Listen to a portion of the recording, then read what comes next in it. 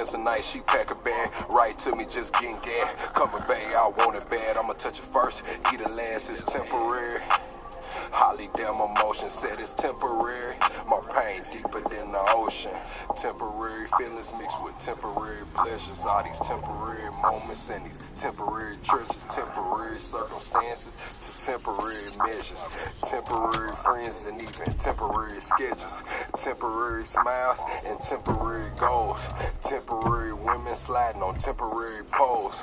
Temporary comments and temporary trolls. I just pray that God bless me. Ain't no temporary souls. I'm a saint, but I sin. I checked in the game to win. I left, she loving me again. I let her cry out the bins and they say time heal. Mine still felt like it was yesterday. I was moving fast, probably too fast to even catch the play. Spend some nights, she pack a bag, right to me, just getting gas. Coming back, I want it bad. I'ma touch it first, eat it last, it's temporary.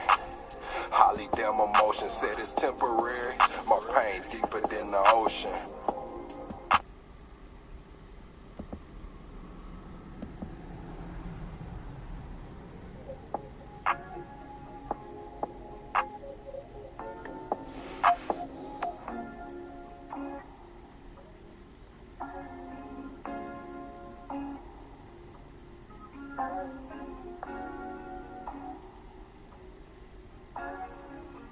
Wow.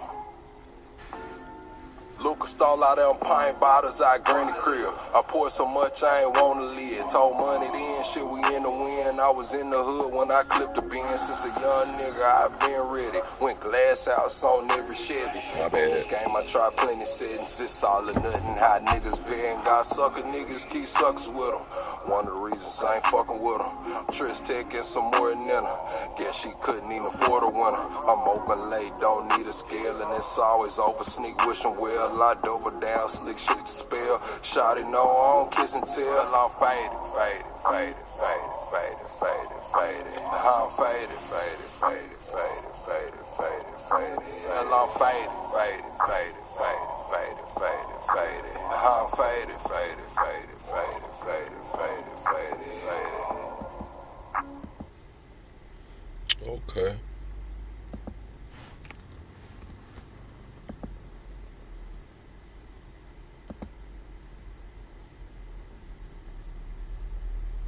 Welcome to the greatest damn show on YouTube. Welcome to the greatest damn show on YouTube. Oh, man. Double tap the screen, shut a live out. What we doing this morning, chat?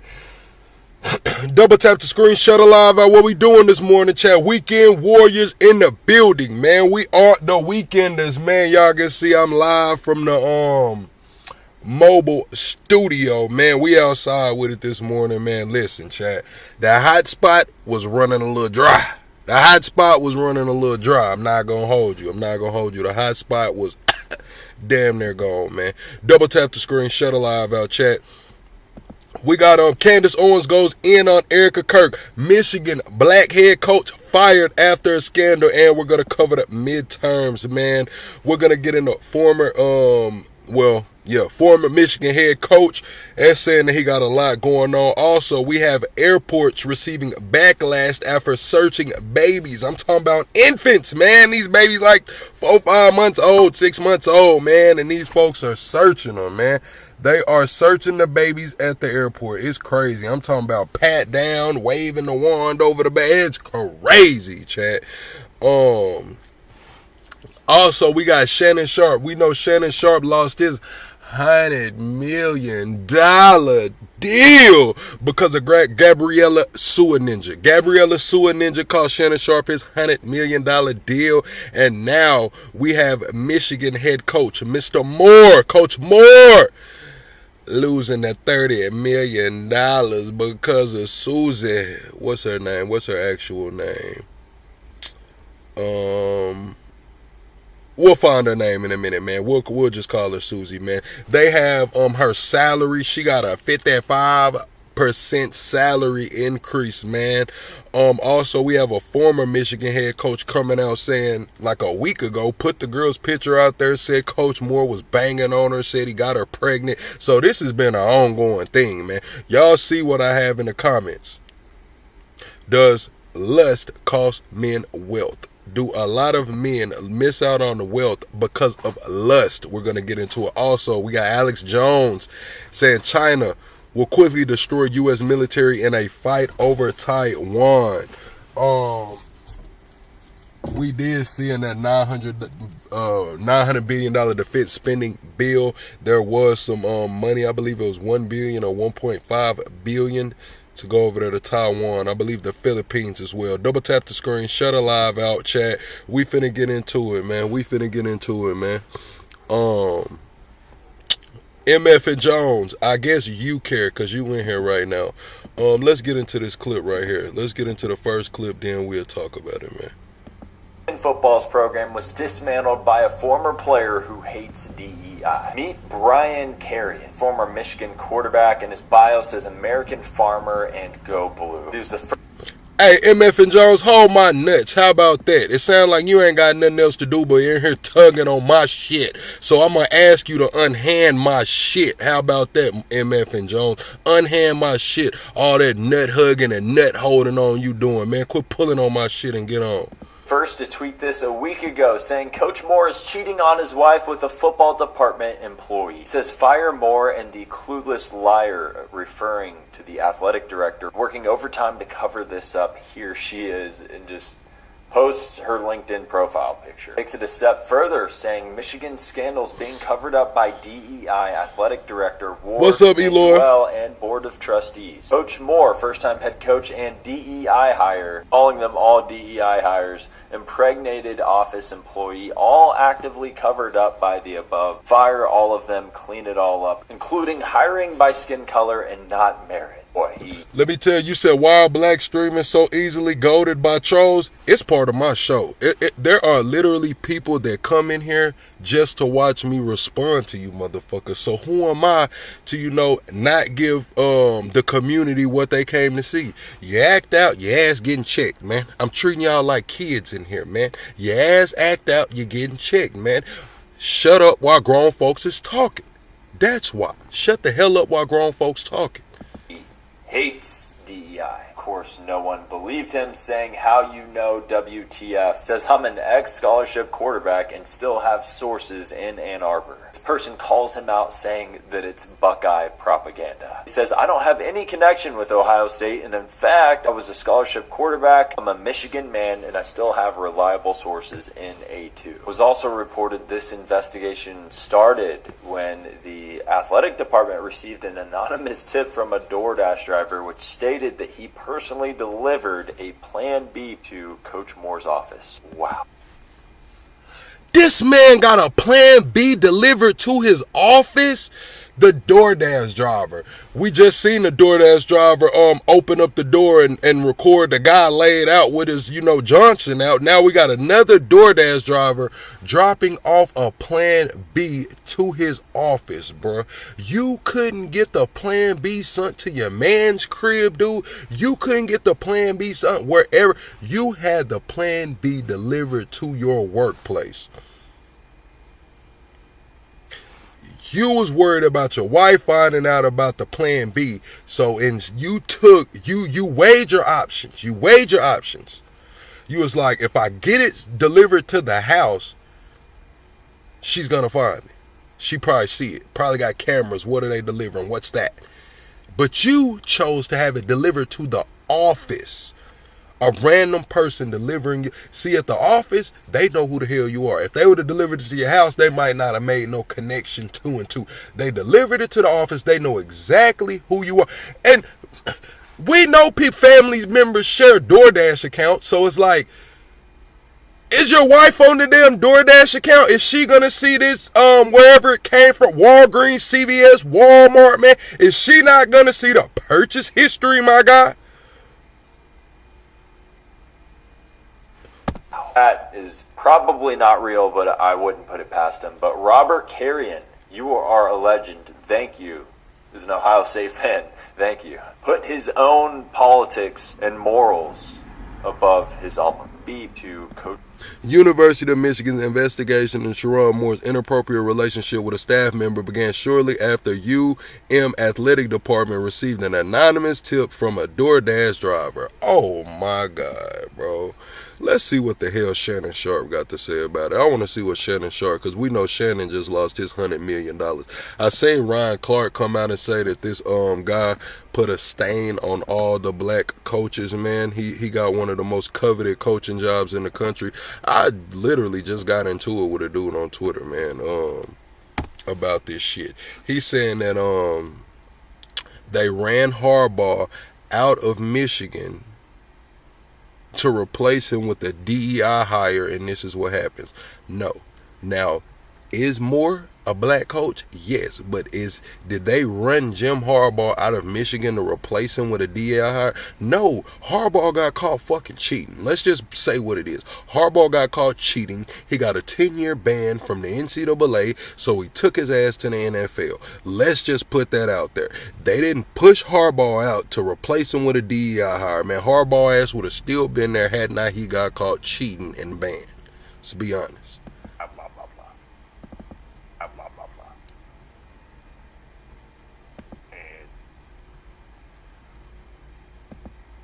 Imagine 6-7 months ago I went through something very similar, so I know what that storm is like. Yes, and unless you've been in it, that's why when people say this is what I would do, you don't know what you would do until you in it. Until you're in that pressure cooker. I know one thing I wouldn't have done is had a fucking plan B sent to my job, man. Like, what? This dude is crazy. The eye of the storm. Until you in. I've had a conversation. So I know. That's Joe Johnson. To be in. ISO Joe, look at Arkansas in the building, man. ISO Joe, man. Shout out to ISO Joe, Arkansas, man. Okay. That's one of the faces of Arkansas right there, ISO Joe. To be in that storm and to know everybody knows everything that you worked your entire life for.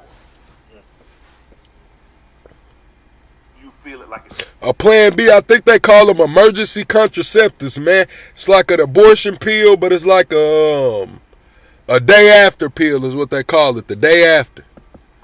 Right before your eyes. Gone. Yeah. And the only people that's gonna be there, it's gonna be a select few. It's gonna be a select few. That's the hardest part.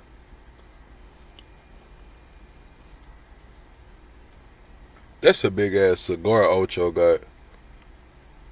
Everybody, look, it's kind of look, and I understand the situation, but if you're married and you engage in an inappropriate relationship, that is different. Shannon Sharp was not married. Shannon Sharp was not married. This Coach Moore is married. Why would you do that? You married. Coach Moore did the same thing Bobby Petrino did. See, Bobby Petrino wrecked a motorcycle and lost all his damn money and got fired. This dude, got popped by a DoorDash driver. Well, I'm not even going to say a DoorDash driver. Let's just put it all the way out there. The man threatened to kill himself. He had a knife, threatened to kill himself in front of his wife and all of that. Left there, went to the side piece's house, threatened to unalive her. Then he got caught at a church because his wife gave up his phone location and shit, man. Let's just be all the way real. Shannon Sharp just got sued. This guy got caught with the plan B, exposed, and he went all the way fucking on one. See, everybody always say, well, why would you do that? Why would you do that? You thought you was going to get caught. If you thought something was going to go wrong, you wouldn't do it. Right. The same reason you speed. If you thought you was going to get caught, you think you would speed? No. Unless you're a kleptomaniac, you're not going to steal. Klepto just can't help it. But some people don't. You don't shoplift. You don't steal stuff that you think you'll get caught. That's why a lot of people, most robberies happen at when? At night.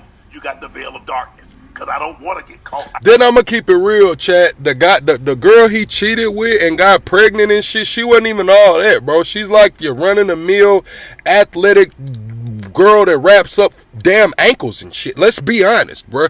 He didn't. It's not like he cheated on his wife and shit with just, you know, whatever, bro.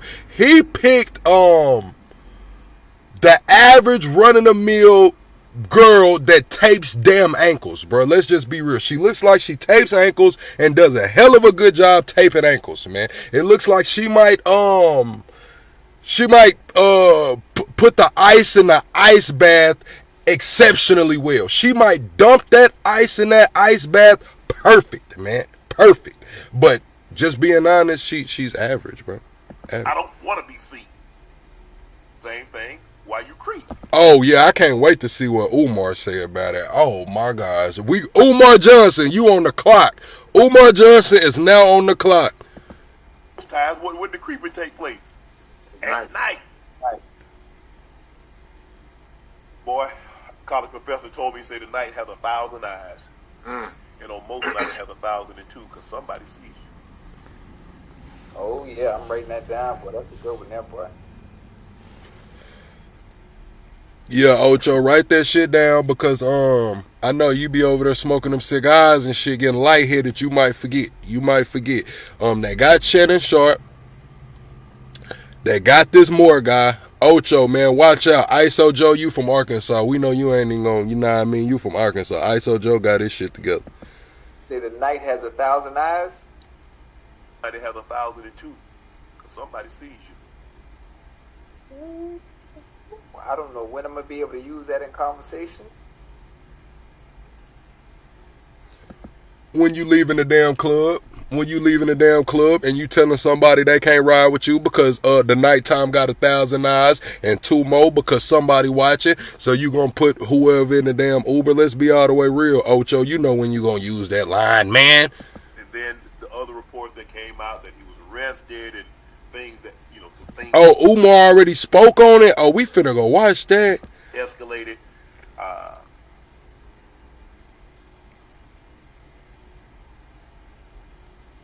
Damn. That's all you can say is damn. Shannon Sharp just lost $100 million.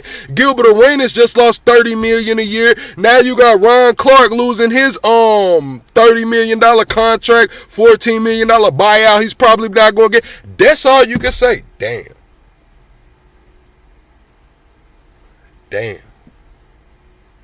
And get quiet. That's all you can say.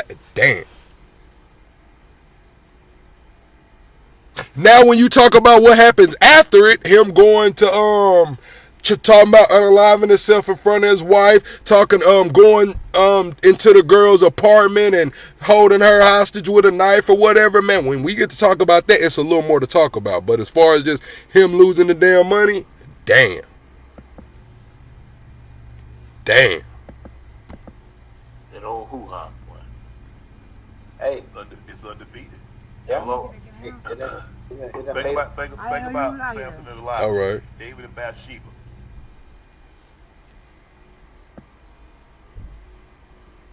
it made a fool of us all, though, at some point. Some way, shape, form, or fashion. Hold on, Chad. Powerful thing, right? One of the most powerful things on earth. But that's hell. I wouldn't. I don't hate anybody. But there's a few people I really have a strong dislike for. I wouldn't wish what I went through on them.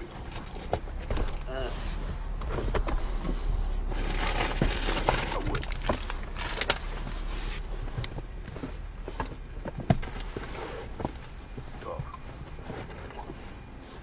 Boy, it was some days that it was you, Ojo, and Joe. Family. That was there. Nobody else was there. Phone calls, people used to call and be doing what's up. Nah.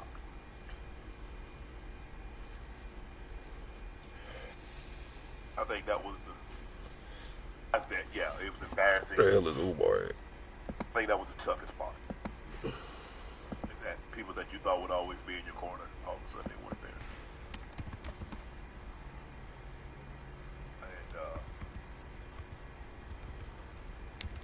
I remember my brother calling me every day, like, man, tell me a joke. Maybe like, hey, I know you got some story. Tell me what Papa used to do in this situation. What would Papa say? What would Granny say? What would this? He was always trying to pick me up. He said, nah, bro. He called Shelly. How's he doing today, Shelly? He's like, doing good. He called. Sister called. Bucket called. I think the hardest thing was when Bucket called and crying. That was really the only time that I broke down. Was seeing Bucket cry. I saw him cry one time when his brother got killed when we were in college. The only time I had seen Bucket cry.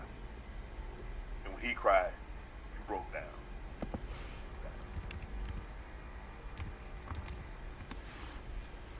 Man, I can't find this, y'all. I said, oh boy, we gonna be okay. We're gonna be okay. I said, there's better days on the horizon. You just gotta weather the storm. Mm-hmm. You just gotta stand in it. Bro, all I can tell you, bro, you gotta stand in it. You gotta, hey. I remember Mary Porter used to always tell us, and I didn't really. Hey, I can't find where Umar talking about it. Where the hell is Umar at? I can't find Umar talking about it, man. Where the hell is it at?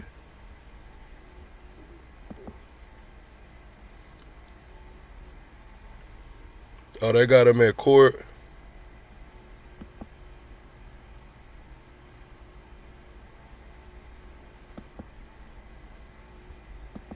Some posters swear the affair had been whispered about since October. Others say university donors recently tightened the purse strings, like they knew something was brewing behind closed doors. One of the most interesting points people make is this. Michigan waited until after signing day.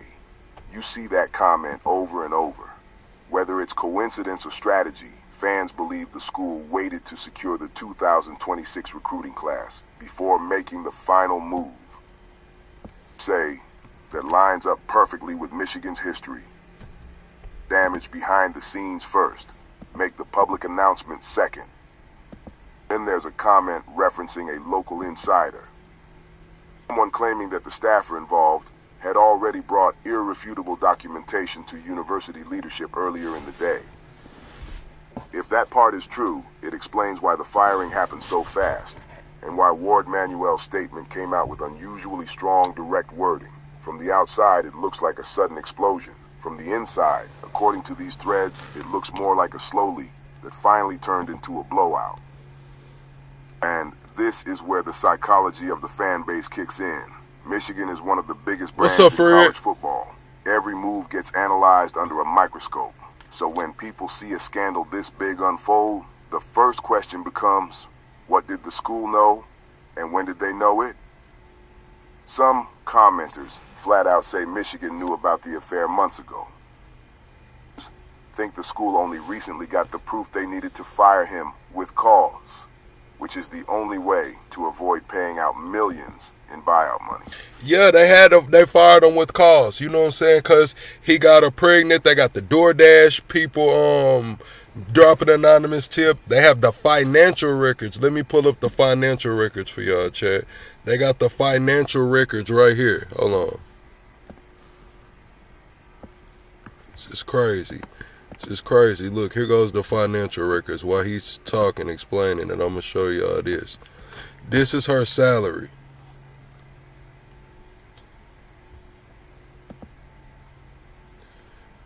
Administrative specialist athletics 2022 to 2023, she was making 58 racks.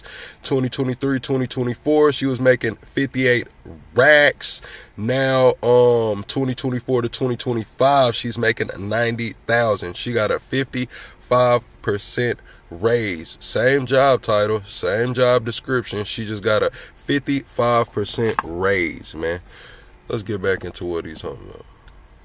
A few people even suggest that if Moore had beaten Ohio State this year, this would be public right now. Whether that's true or just fan frustration will come down to official documents later. Perception online is clear. People don't see this as a one-day scandal. See it as the end result of something Michigan had already been wrestling with behind the scenes. In the detail that Moore was reportedly arrested at a church. That one detail alone pushed the internet into full meltdown mode. It made the whole situation feel even more tragic, like a man spiraling at the end of an unraveling story.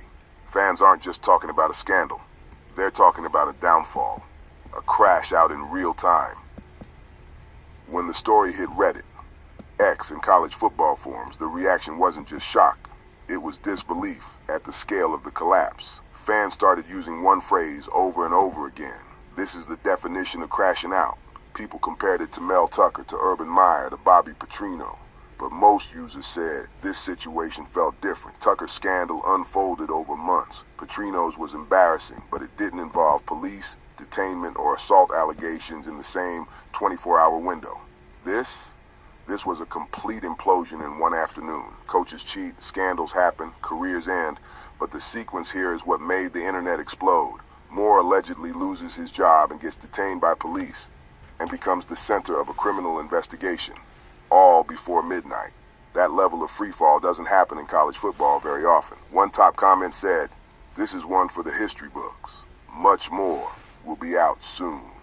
Another comment, "I've never seen a coach crash out this fast." People weren't just reacting to the affair. It was the total shutdown of his career, reputation, and public image in what felt like minutes. The meme posts, the jokes, the gifs, the internet does what it does. The comedy, you see genuine shock from fans of every team. How did this happen so? Think about that, man. Dude was on a $30 million contract. He was getting like $6 million a year. He went from cashing crazy checks, man. He was probably cashing checks that was like, man, look.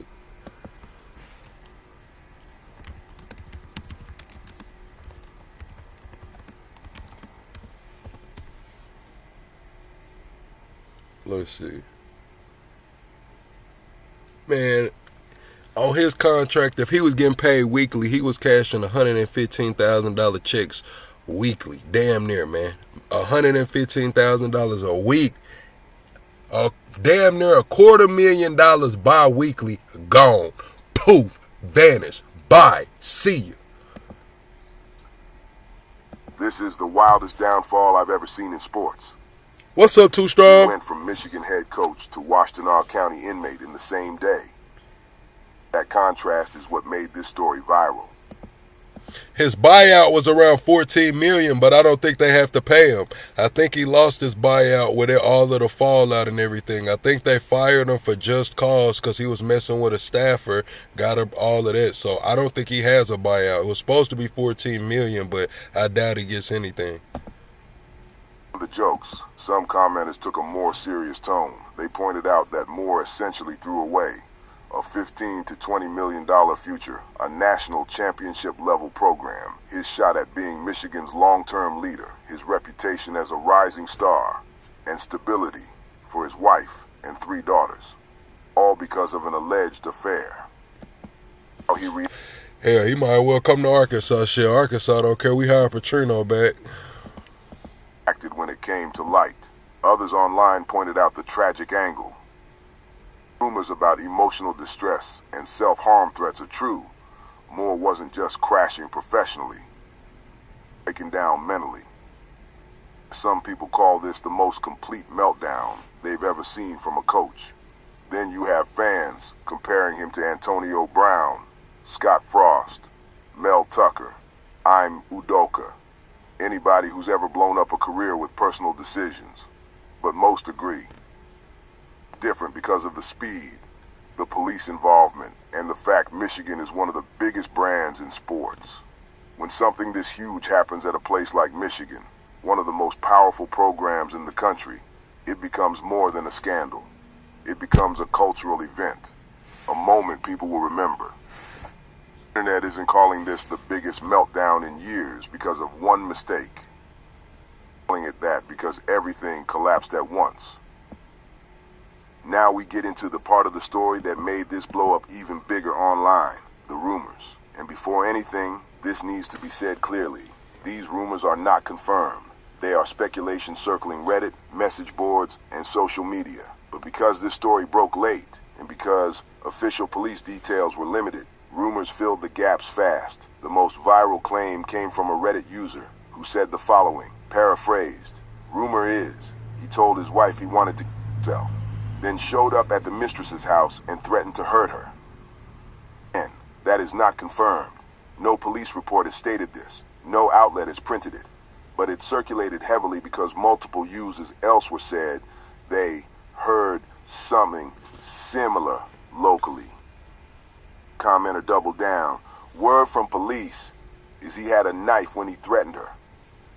Else chimed in, saying they live in the area and heard the same thing pretty directly. That's the thing, man. You a family man. You got your 3 kids over there. Men freaking ball. I'm just going to be all the way honest. Men freaking ball. Is it right? Nah, but men freaking ball.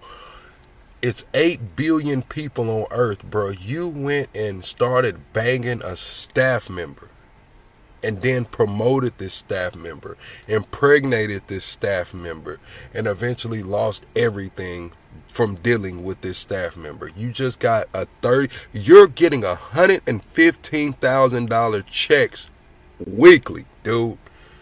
You clocking in about 500, a half a million a month.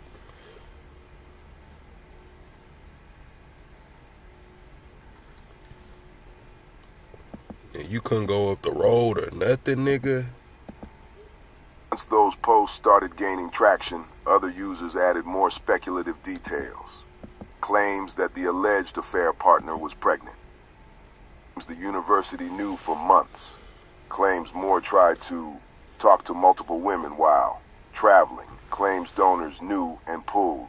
Money claims he was arrested at a church. Claims a wellness check escalated into an arrest. Again, none of this has been confirmed by police or Michigan. Rumors. Sheer amount of speculation made the story snowball. Comment, every repost, every anonymous "I heard" added fuel to the fire. So what I'm saying, think about it. Like, if this had not been a staff member, if it had just been a regular OF model, he banged the OF model, got her pregnant. Yes, it's a scandal.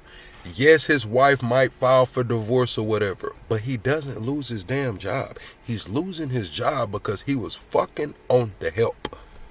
You were fucking on the help, dude. Fucking on the help. Michigan, huge university. A lot of people there. I understand that. But Michigan, a state, huge state, even more people there. 500,000, dude. Come on, man. Golly, bro. Like, damn. Oh, my God. The internet didn't see a simple coaching scandal. It saw a dramatic, messy, emotional explosion behind the scenes. Because Moore's firing and arrest happened so quickly, people assumed the truth must be even bigger than what was released. One of the most amplified rumor sources was a college football-themed X account that people claim broke the story weeks ago. That account resurfaced the night Moore was arrested and said, "Everything we hinted at is happening. The university and donors knew." This added more momentum to the idea that Michigan... Yes, a lot of people do lose their job because of this very same situation. But the difference is that they're not losing $500,000 a month. See, if you work in a regular job, factory job, retail, regular job, right? You have limited resources. You know what I'm saying? It's kind of like the saying of why relationships today don't last like grandma and papa's relationships, because they didn't have as much access then. When you're working a regular job, you don't have as much access. When you're raking in $500,000 a month, leading one of the biggest college football programs on the face of the earth, you got a little bit more options, man. I'm just being honest here. He was acting like he was still broke. Michigan had been trying to keep this contained until after key recruiting and signing periods. Other rumors tied to that post included claims Moore's affair partner had already spoken to attorneys, claims she provided irrefutable documentation, claims the university was preparing to act for weeks, claims a major job opening at a top program was already... Listen, he's done. You said this too shall pass. Public apology, make a donation, go to Israel, kiss the ring, and this will go away. It won't. It won't. The reason it won't is because he threatened to unalive himself, and he went into that girl's home and had a knife on her. Her shit's blown up too. She's finna try to get some money. She finna press this issue. She's gonna probably civilly sue after that, man. It is what it is. He's done. See, with Petrino, he was riding a motorcycle, had a blonde on the back of the motorcycle. They wrecked. It is what it is. This guy did what he did and then proceeded to threaten himself allegedly with self-harm and broke into this girl's house and threatened her with a knife. He's done. Cooked. Finished. Lucky if he gets on at a damn high school program. expected. Again, none of these details have been publicly confirmed. The pattern of rumors makes one thing clear. I believe something much bigger happened behind the scenes. True or not remains to be seen. Haven't released details. Charges haven't been finalized, and Michigan is staying silent outside of the single-line explanation. Inappropriate relationship.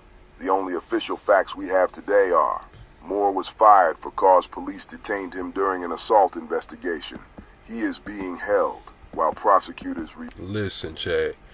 His ass finna be a felon, a violent offender. Now, I don't know a lot about, contracts and just getting it, but one thing I do know is his ass, they said he went into this girl's house and held her at knife point. That's home invasion, probably kidnapping, and some more shit. I'm just gonna be real. He's probably finna be a felon, a violent offender, man. It's gonna be pretty tough for this dude to get a job, man. Review charges. Only thing he got going on for him is if his name was on the damn lease. Now, if his name was on the lease, he might beat that home invasion shit. If he was just tricking hard, paying her rent up and shit, had her on he might be all right then. But if he wasn't paying her rent or got no key and no shit like that, he's fucked. He's fucked. The incident was not random. No threat to the public investigation ongoing. Everything else, just noise. Loud, dramatic, viral noise. And the louder the rumors got, the more the internet treated this like a full-on tragedy, mixed with a celebrity scandal, mixed with a sports disaster movie. This is the section that grabbed people the most, not the firing, not even the arrest, but the tone of the downfall. Because the way fans describe it, this didn't look like a guy who simply got caught breaking a rule. It looked like a full, emotional collapse. When the news first broke, people expected a standard scandal. Coach has an inappropriate relationship, gets fired, lays low, hires a lawyer, issues an apology. That's the usual blueprint. But the arrest changed the tone instantly, especially when Reddit users started describing the situation as crashing out. One user said, "Yeah, this is the rare instance where the term crashing out fits. This is one for the history books." Another added, "He is a legit crash dummy." People weren't describing a normal firing. They were describing a meltdown. A moment where someone, under massive pressure, makes decisions that spiral fast and out of control. It hit even harder because Moore has always portrayed himself as emotional, passionate, and deeply invested. Fans remember the tears after the Ohio State win. They remember the raw speeches. They remember the way he stood in for Harbaugh during suspensions, taking that pressure head on. So when this happened, people saw a man who didn't just lose his job. They saw someone whose entire identity suddenly snapped. What amplified the perception of a breakdown was the detail that spread online. Again, unconfirmed, that Moore had gone to a church before he was detained. That one detail changed the emotional read of the entire situation. Then Reddit users added fuel. Claims he told his wife he wanted to hurt himself. Claims he confronted the staffer at her home. Claims he had a knife. Claims a wellness check turned into an arrest. None of this has been confirmed publicly, but to the internet, it painted the picture of a man who wasn't thinking rationally. Someone overwhelmed by panic, fear, shame, or all three. Even fans who were furious at him found themselves saying the same thing. This is sad. This feels like a real emotional break. Another commenter put it this way. It's easy to crash out when the consequences don't feel real until it's too late. And then there was the heartbreak factor. Moore is a father of 3 daughters. He's been married since 2015. First black head coach in Michigan history. Just coached Michigan to a 9-3 season. He wasn't just losing a job. Watching a legacy disappear in 24 hours. Whether the rumors are true or not. Alright, man. Do y'all think he would have beat if he would have beat Ohio State, that he would have kept his job? Man, we finna move on, chat. We finna move on from that. We gonna go to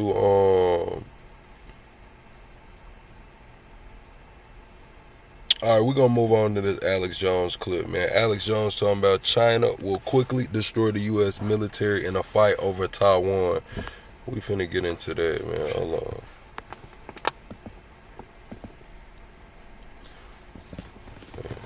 Y'all can't even see my damn head, huh? All right, there you go. Let's get into it, man.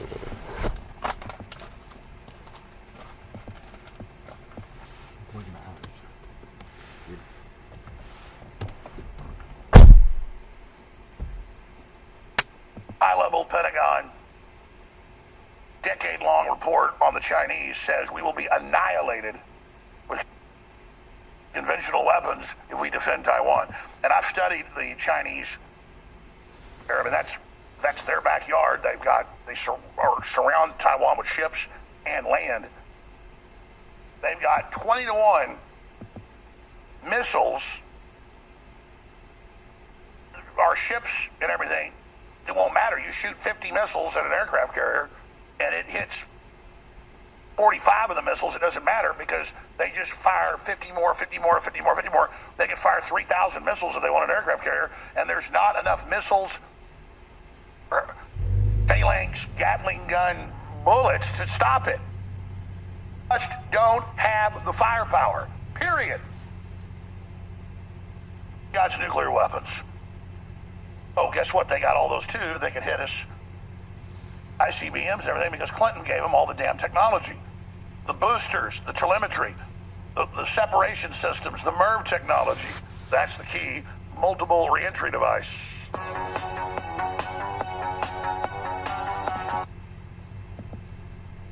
Exhausted in a matter of minutes. In a conventional war, in their backyard, where it's an armed camp, the United States is going to be obliterated. Now, what do you think the United States is going to do if it starts getting beaten conventionally? What the doctrine is, or you should. U.S. war doctrine? Do you know Rand Corporation war doctrine? No Army War College war doctrine? Do you know Space Command war doctrine?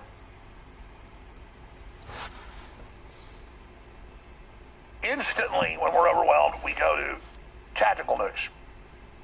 And there's no such thing. They're just smaller ones, but much bigger than Hiroshima and Nagasaki. What do the Chinese do the minute that happens? They use tactical. And then it's off the races. A major war game. Then, to days, the surface of the earth is unlivable, depending on which scenario. And immediately Pakistan and India start nuking each other. Once the nukes start flying, it's a free-for-all. Because you got to get your nukes off the ground. You got to get your missiles fired, your ballistic missiles fired, your cruise missiles fired, your submarine missiles fired. Because once it starts, you don't want to get caught with your pants down in all the war game scenarios. Hit them first. By its Pentagon doctrine, and now Russia Pentagon changed this about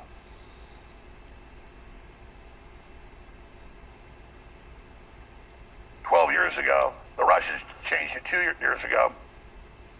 First strike. Go ahead and hit them first. NATO said last year, we might go ahead and just hit Russia first with nukes. Might have escalated stuff a little bit. So there isn't an analyst out there that disagrees. This is just a unified understanding. This is the most dangerous point in world history, just like Boots said yesterday from Russia, regional leader. Who you better believe has got the ear at the top councils. Trump is making the same move here. Who started all this? Bonkers. Will not beat the Russians. Going to be some coup. Got removed in all the studies. You're going to get somebody way more hardcore. Putin has had extreme restraints. He understands how dangerous this is. Be saying your prayers, and you better be politically engaged, and you better be supporting Trump on this. If you ask Grok, or if you ask a sports neutral. All right, chat. Let's see the rest of this clip. The British Empire, the EU, and Larry Fink and BlackRock and the Rothschilds have said, we're not going to stop this war with Russia until it's broken in 5 parts. That is our business plan the next 20 years. They believe that Russia will never go to nukes. They believe they would have already defeated them in Ukraine, which didn't happen. And so now they've quadrupled down and said, we're not doing any peace deal, and we control Zelensky, and we're going to start putting troops in to Ukraine. The British have announced they're getting ready to send troops. It's a paper tiger, but when the Russians hit those troops, they're NATO troops, so it will invoke the article that says they're at war with Russia. So this is literally forcing the world into direct, open conflict, beyond proxy war, beyond hybrid war, Russia. But the EU has these huge debts, demographic problems. They admit they want an unending war for political control domestically. And you have the NATO chief, Rutte, saying that it's going to be a war on the scale of World War II, 100 million dead. They already have national conscription going on everywhere, and upwards of 80% of people polled say they will not show up, they will flee the countries. Prepare for a scale of war our grandparents endured, NATO chief warns, says it'll be as big as World War II. All these EU unelected bureaucrats. I seen that. They said prepare for a war. Prepare for a war like our grandparents fought, man. Prepare for a war like our grandparents fought. Now they've been teasing World War III for a long time, but just since I've been an adult, I feel like this is probably the most tense it's been, like right now. I feel like since I've been an adult, this is the most tense it's probably been, man. Especially with the new Monroe Doctrine 2.0 basically saying fuck Europe. It's crazy, man. Then I looked over the defense spending bill, the $900 billion bill. I haven't went all the way into it, but just seeing some of that shit, like, yeah, it might get ready to go down. Like the deputy head of, again, saying a few days ago that Trump is the enemy and America's the enemy now. Denmark labels the U.S. a national security threat. It is off to the races. We've known where this was going the whole time on this trajectory. The EU, NATO, admits that they... Yeah, I think they all kind of look alike. Joe Rogan, Alex Jones, and Dana White, I think they're all different variations of the same dude. You know what I'm saying? Not literally, but it's just funny to say that. Like, I get them all confused. Dana White, Joe Rogan, and Alex Jones are different variations. They all could be cousins. Let's put it like that. We could say that they, if y'all told me Joe Rogan, Alex Jones, and Dana White was first cousins, I wouldn't bat an eye. They need this war with Russia to not collapse financially, and they believe they're going to win a war with Russia and break it in 5 parts. Been saying that since the mid-90s. Just this year, they've had van der Leyen and her deputy say it. You talk about provocative. Well, now, Rutte is that the head of NATO, the North Atlantic Treaty Organization, is saying prepare for total war. It's imminent on a scale of World War II. Newsflash, at least 100 million people died in World War II. 6 million Russians, 24 million Germans. That was half of it. The rest, everybody else. And that's a conservative number. So when you hear stuff like that, and they had the deputy head of the EU a few days ago, when Trump said, look, we're doing this peace deal or we're going to leave NATO, basically, she said, oh, Trump is an enemy. Well, now this, NATO ally Denmark labels U.S. as potential security concern in new intelligence report. Look at this. We must prepare for a scale of war our grandparents endured, NATO chief warns. Says it's imminent. Russia warns Britain, who's announcing they're going to try to put troops on the ground in Ukraine to fight Russians, of nuclear annihilation inevitable after UK years World War III casus belli. And then it gets worse. High-level Pentagon decade-long report on the Chinese says we will be annihilated with conventional weapons if we defend Taiwan. And I've studied the Chinese posture there. I mean, that's their backyard. They surround Taiwan with ships and land. They've got 20-to-1 missiles. Our ships and everything, it won't matter. You shoot 50 missiles at an aircraft carrier, and it hits. That was 20-to-1 missiles before China came out last week and let their private company say that they can do the hypersonic missiles for $100,000. $100,000 for the hypersonic missiles, man. So this world war just became different financially. Because our equivalent missiles are 4 million to 15 million. China's made a low cost, they use concrete and some other shit, a low cost hypersonic missile that they can get into production for under 100,000. Actually, it's under 100,000. So when he says 20-to-1, that's correct, but I think it might be more like 40-to-1.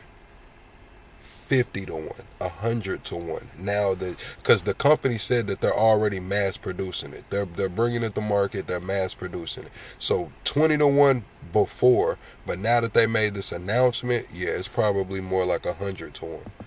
45 of the missiles, it doesn't matter because they just fire 50 more. They can fire 3,000 missiles if they want an aircraft carrier, and there's not enough missiles,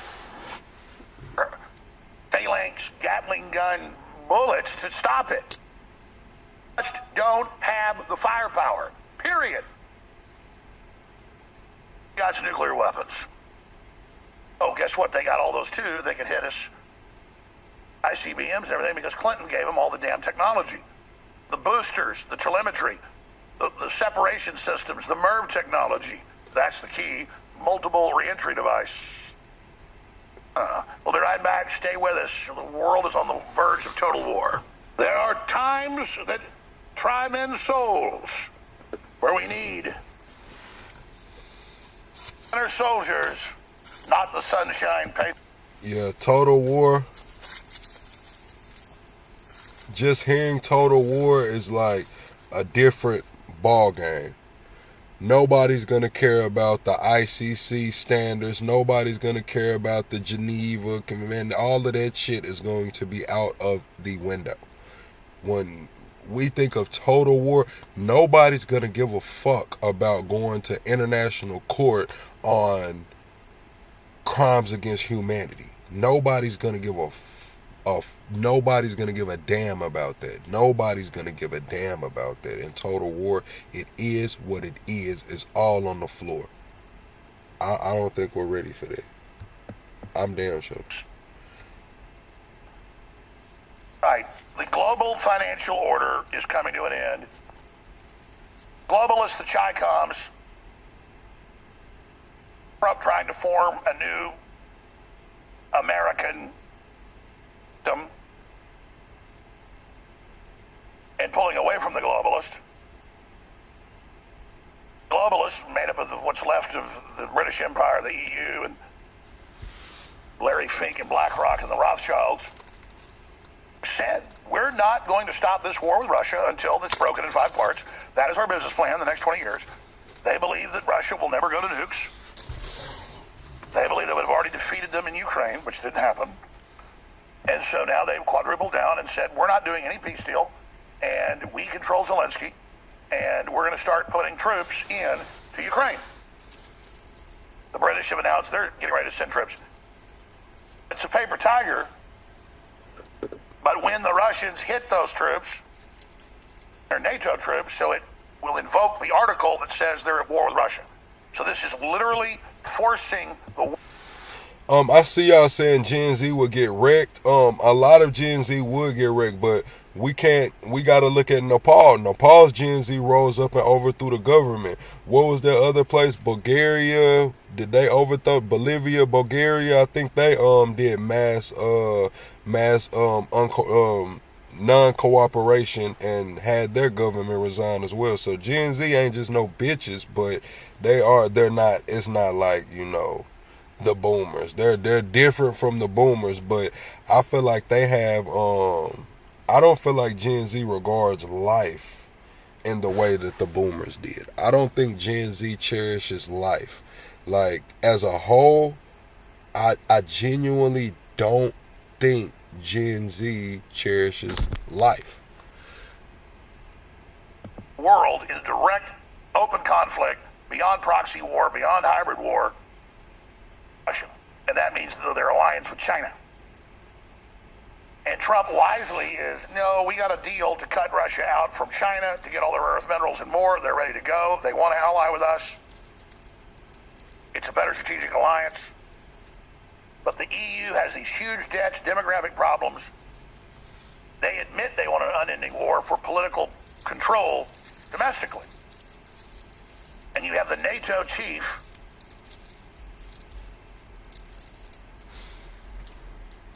Rutte saying that it's going to be a war on the scale of World War II, 100 million dead. They already have national conscription going on everywhere, and upwards of 80% of people polled say they will not show up, they will flee the countries.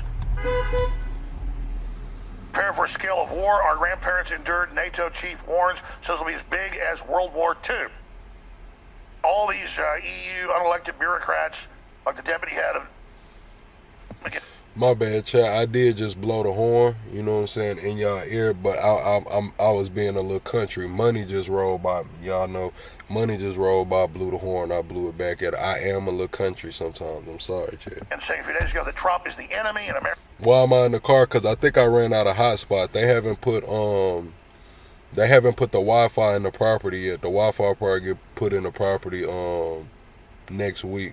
So I've been using a hotspot when y'all been seeing me in the studio, but last night it was lagging. So now I'm in the mobile studio with some good ass Wi-Fi.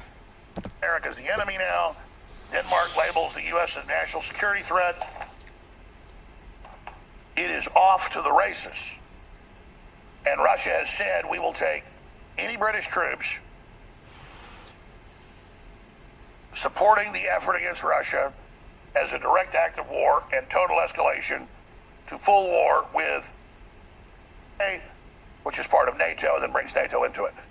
So when you look at all the crimes out of Germany and the Netherlands and Sweden and the UK against free speech, years in prison for women that quietly prayed 100 yards from an abortion clinic. A woman complains about being raped. She gets a 3-year jail sentence. The rapist gets done. I mean, I have, without even looking, dozens of articles in the U.S., Canada, and Europe where liberal judges are letting multiple-time rapists out with no jail time, including pedophiles. This is how they wage war against us. I'm telling you, Chad, listen. I was locked up with a guy in the county. He had force-fed a baby feces. He had force-fed this baby feces, man. Now, I don't know if the baby passed away or not, but they had to lock down the whole pod so he could get his hour out. You know what I'm saying? They still have to get him his state-mandated hour out. So he knew he wasn't safe in the pod. They couldn't put him in, I think this was during the pandemic. So the whole sea pod where he was supposed to be, that shit was full. So they brought him into the regular population pod. And it got out that that's what he did. He force fed the baby, you know what I'm saying, shit. So all day long, he would be on lockdown all day long. Even in the regular pod. It wasn't open barracks, it was cells. He would be locked down all day long. But 1 hour during the day and afternoon, the whole entire pod would have to lock down so he could get his hour out. And you know what? He was talking shit, walking by people's cells like, fuck you, you mad as shit. This is a guy that force fed a child, a baby, feces, bro. And they was giving this man some damn treatment, like, oh, y'all leave him alone and blah blah blah. And dude is really taunting us, man, like crazy. Then I went to court one time and I seen that guy, man. He had done some shit with a damn infant, a child, a baby, and they gave his ass probation. He didn't even go to the county after that. Like he walked out of court, bro. Like when they read his charges, everybody in the courtroom looking around like, and that man walked out of court, bro, on probation. Walked out of court, got to go over to the damn probation office and sign up for probation. That shit is crazy. What's that to do with World War III or nuclear war? It just shows how psychotic these people are, how they're at war with the West, at war with stability, at war with peace. And they're mad at Russia because they're not allowing the brainwashing of their children, the transgenderism and all of it. It's all about culture wars. It's all about good versus evil. This has just escalated now massively. Northern group, as soon as Trump got elected, formed. It's the majority of NATO countries headed up by Keir Starmer, who doesn't know which end of a gun a bullet comes out of, which makes it even more dangerous. When Macron can't find his ass with both hands. I mean, if it's a, sex orgy when he's 14, the elite of France, he's an expert at that. It's on record. I'm not seeing how, let's just be honest. I'm not seeing how kids get sent to juvenile and shit like that for having fights at school, but grown folks touching on kids and infants and shit don't even go to the fucking county. Like, they go to the county, they get a bond immediately, they bond the fuck out, they go to court, they get probation, man. I'm not going to say unsupervised. It's going to be supervised, but guess what? They're going to put them on yearly. Soon as they go through the door, they're only going to have to see their PO once a fucking year, man. But meanwhile, if your kid defend himself at school, get in a fight or something, they got to go to juvenile detention center.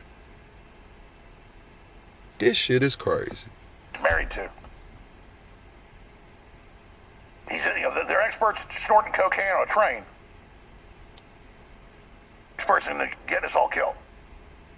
And the Northern group said, we're going to go to war, and we're going to create a 250,000 person army. U.S. pulls out of the war, we're just going to go in and fight the Russians directly.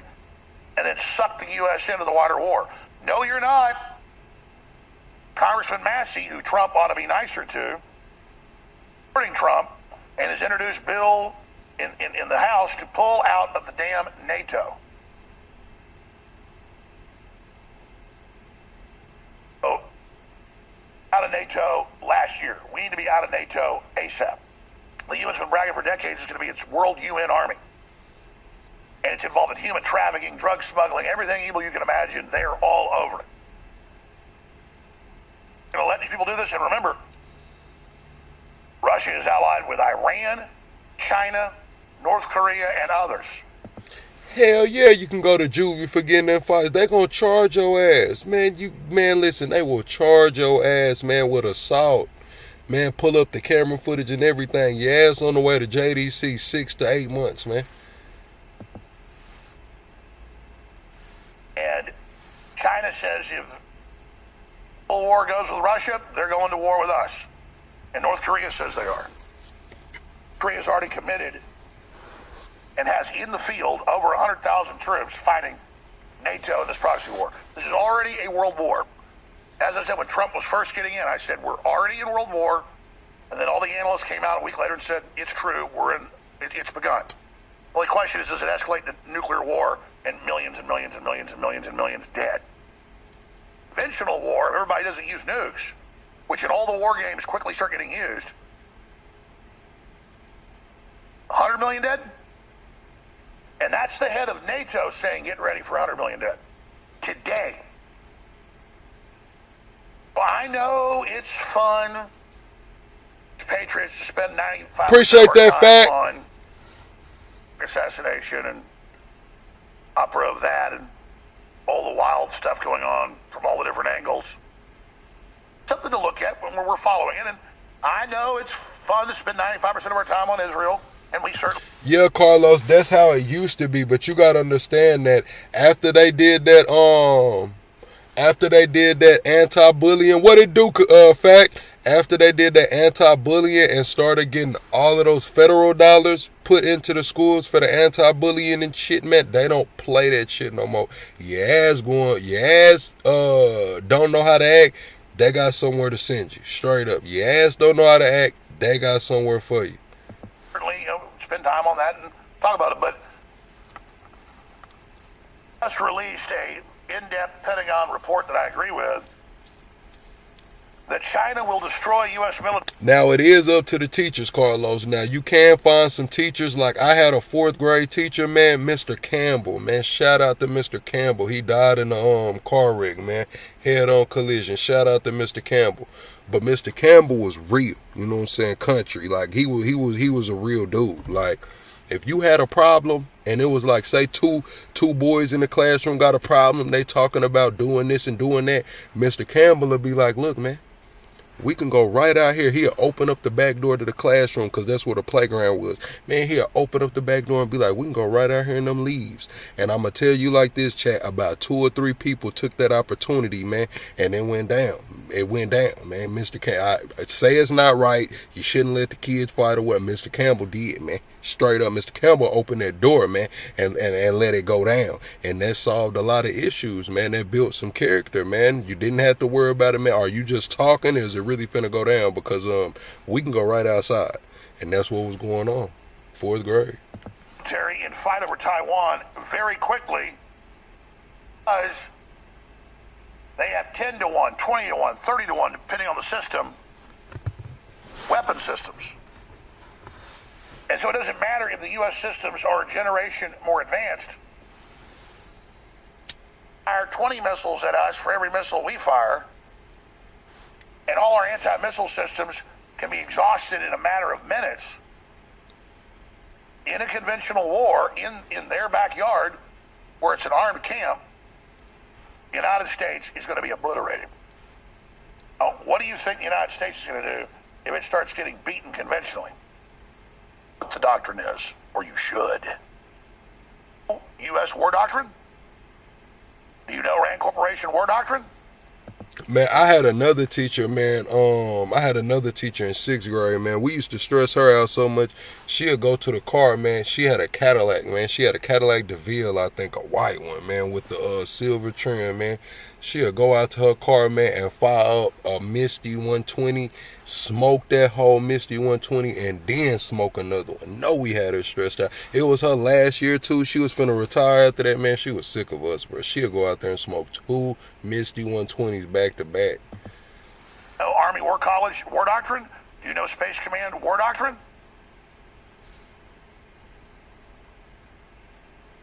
Instantly, when we're overwhelmed, we go to tactical nukes. And there's no such thing. They're just smaller ones, but much bigger than Hiroshima and Nagasaki. What do the Chinese do the minute that happens? They use tactical. And then it's off the races. Major war game. Then, today's, the surface of the earth is unlivable depending on which scenario. And immediately Pakistan and India start nuking each other. Once the nukes start flying, it's a free-for-all. Because you got to get your nukes off the ground You got to get your missiles fired, your ballistic missiles fired, your cruise missiles fired, your submarine missiles fired, because once it starts, you don't want to get caught with your pants down in all the war game scenarios. Hit them first. Well, it's Pentagon doctrine, and now Russia, Pentagon changed this about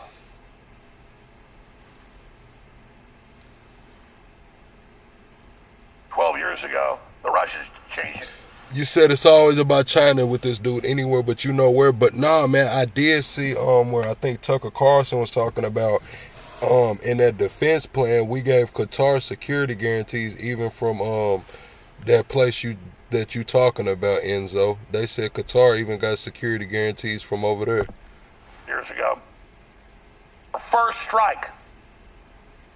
Go ahead and hit them first. NATO said last year, we might go ahead and just hit Russia first with nukes. Might have escalated stuff a little bit. So there isn't an analyst out there that disagrees. This is a unified understanding. This is the most dangerous point in world history, just like Boots said yesterday from Russia, regional leader. Who you better believe has got the ear at the top councils and knows the thinking. Trump is making the same move here. Who started all this? Bonkers. Will not beat the Russians. Going to be some coup.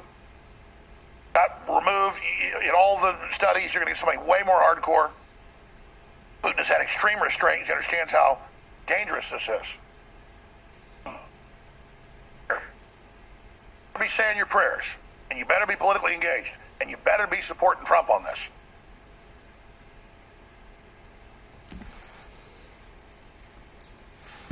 Because the EU globalists are not going to give up power. They're unelected, they're hated, they're banning everybody's free speech, they're arresting people en masse, they've killed 30 plus AFD folks that are in the lead in campaigns regionally. You said America pays for Israel's Iron Dome, but we don't have one ourselves. Not for long. In that $900 billion defense budget, they did allocate a lot of that to a hefty chunk of that to start the Golden Dome. They also sent some more money to resecure the Iron Dome as well. But a large chunk of that $900 billion defense bill does go to the Golden Dome for America.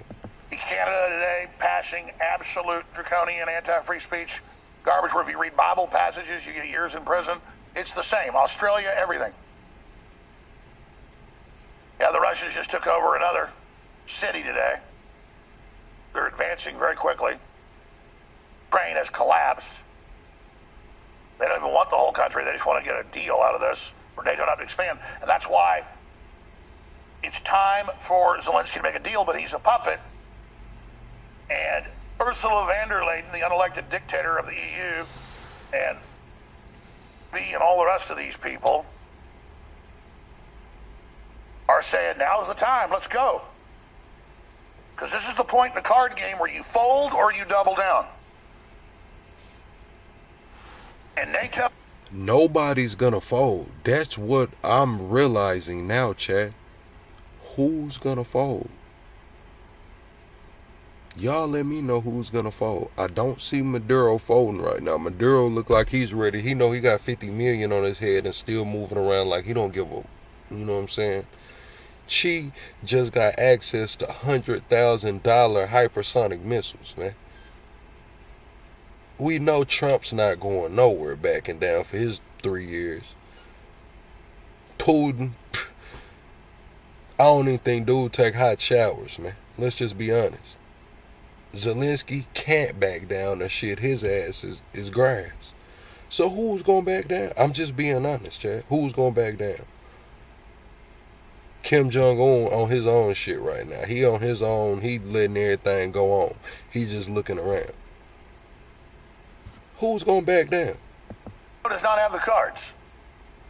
EU does not have the cards. U.S. and Russia have the cards. We can't play the cards and they can't, or everybody dies. The only cards we have is psychotic, mutually assured destruction. War.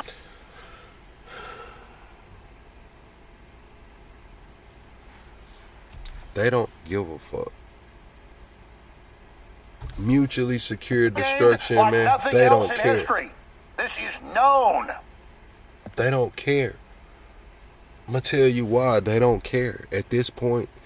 If they don't care now, if they care now within the next year and a half, 2 years, they're not gonna care. We just seen the lady that was over HUD come out and say that 21 trillion of our $40 trillion deficit went to black budget for these underground cities and shit.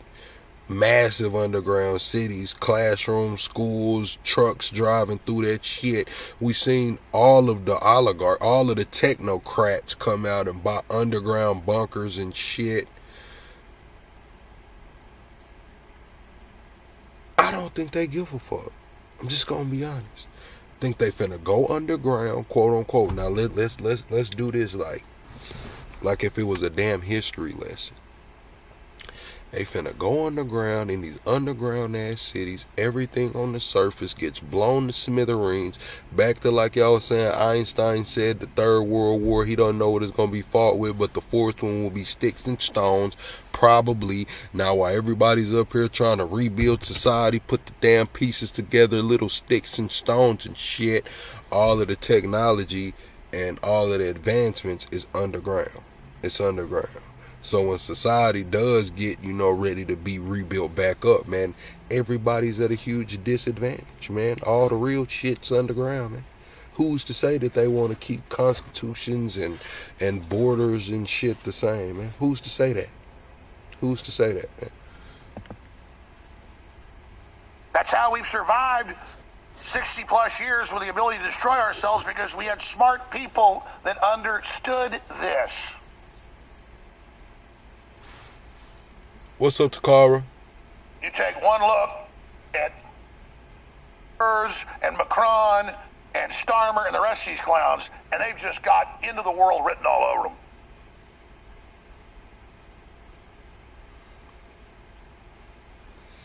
They have no idea what they're even involved in. And they've been able to just push people around and get away with everything forever. They officially believe that Russia will never go to nukes, and that nobody else will, and that somehow they're going to collapse Russia and take it over. That's the business plan. The business plan of Napoleon Bonaparte, Adolf Hitler, Muslims, the Mongols, and they couldn't beat the Russians with conventional weapons. Now we're going to blow ourselves up. It'd be like Russia has a hand grenade and we have a hand grenade, and we're sitting on top 1,000 tons of TNT, and we're going to pull the pin and throw it at them 10 feet away. It's going to blow up the whole damn thing. A strange game, but the only way to win is not to play.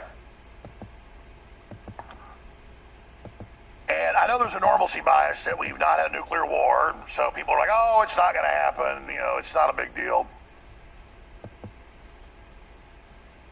And there's also been this insane, mentally ill, this conspiracy theory out ever since I've been on the air. There's no such things as nuclear weapons. That's fake. Really.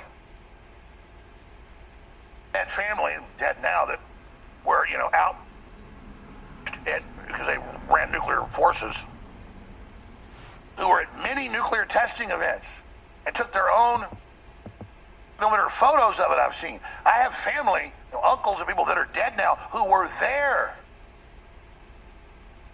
Nevada and New Mexico, and saw the giant bombs go off. You're idiots. But hey, did World War II not happen either? 100 million dead? That was conventional. The head of NATO says get ready for a conventional war, 100 million dead.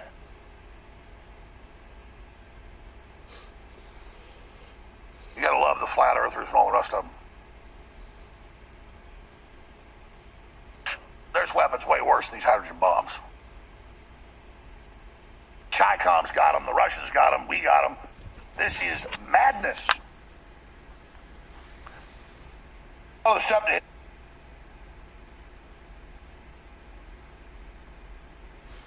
Damn, Chad.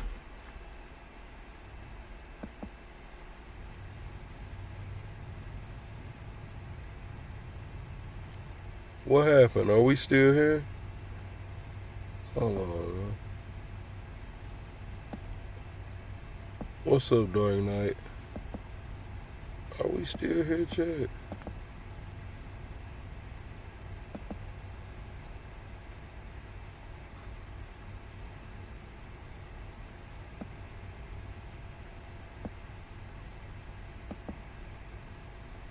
We are.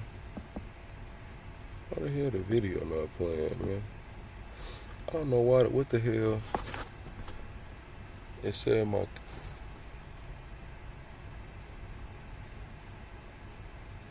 Dang. Alright, chat. My camera got too damn hot, I guess.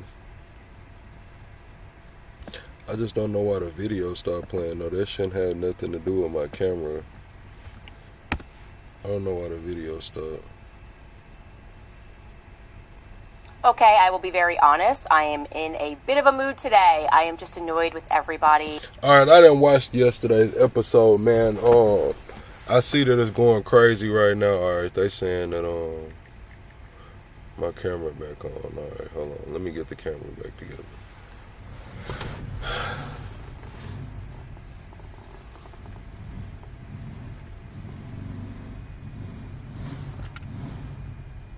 Damn, I can't even get the camera together, chat.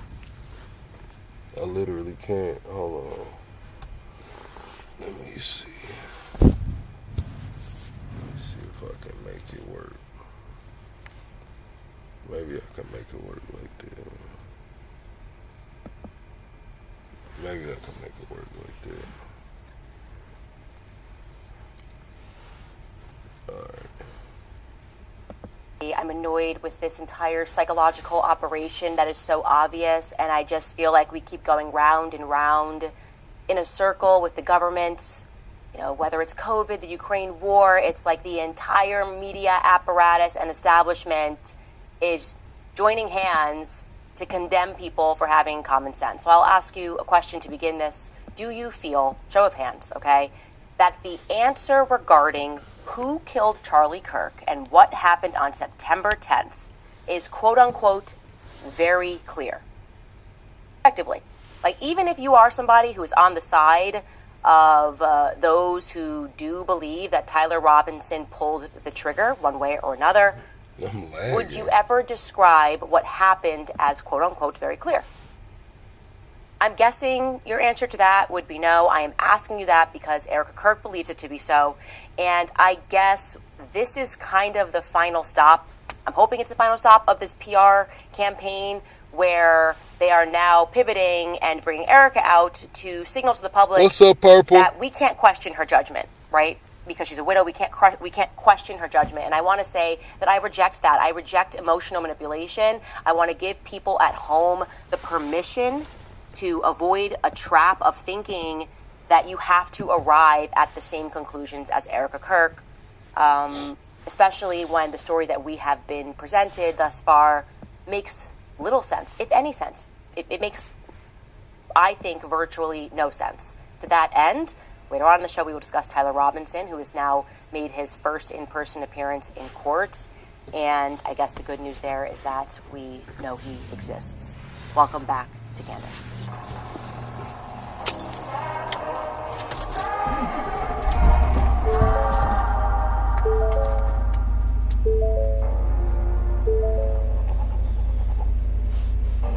It's so easy to become a podcaster with Riverside. Damn, Chad.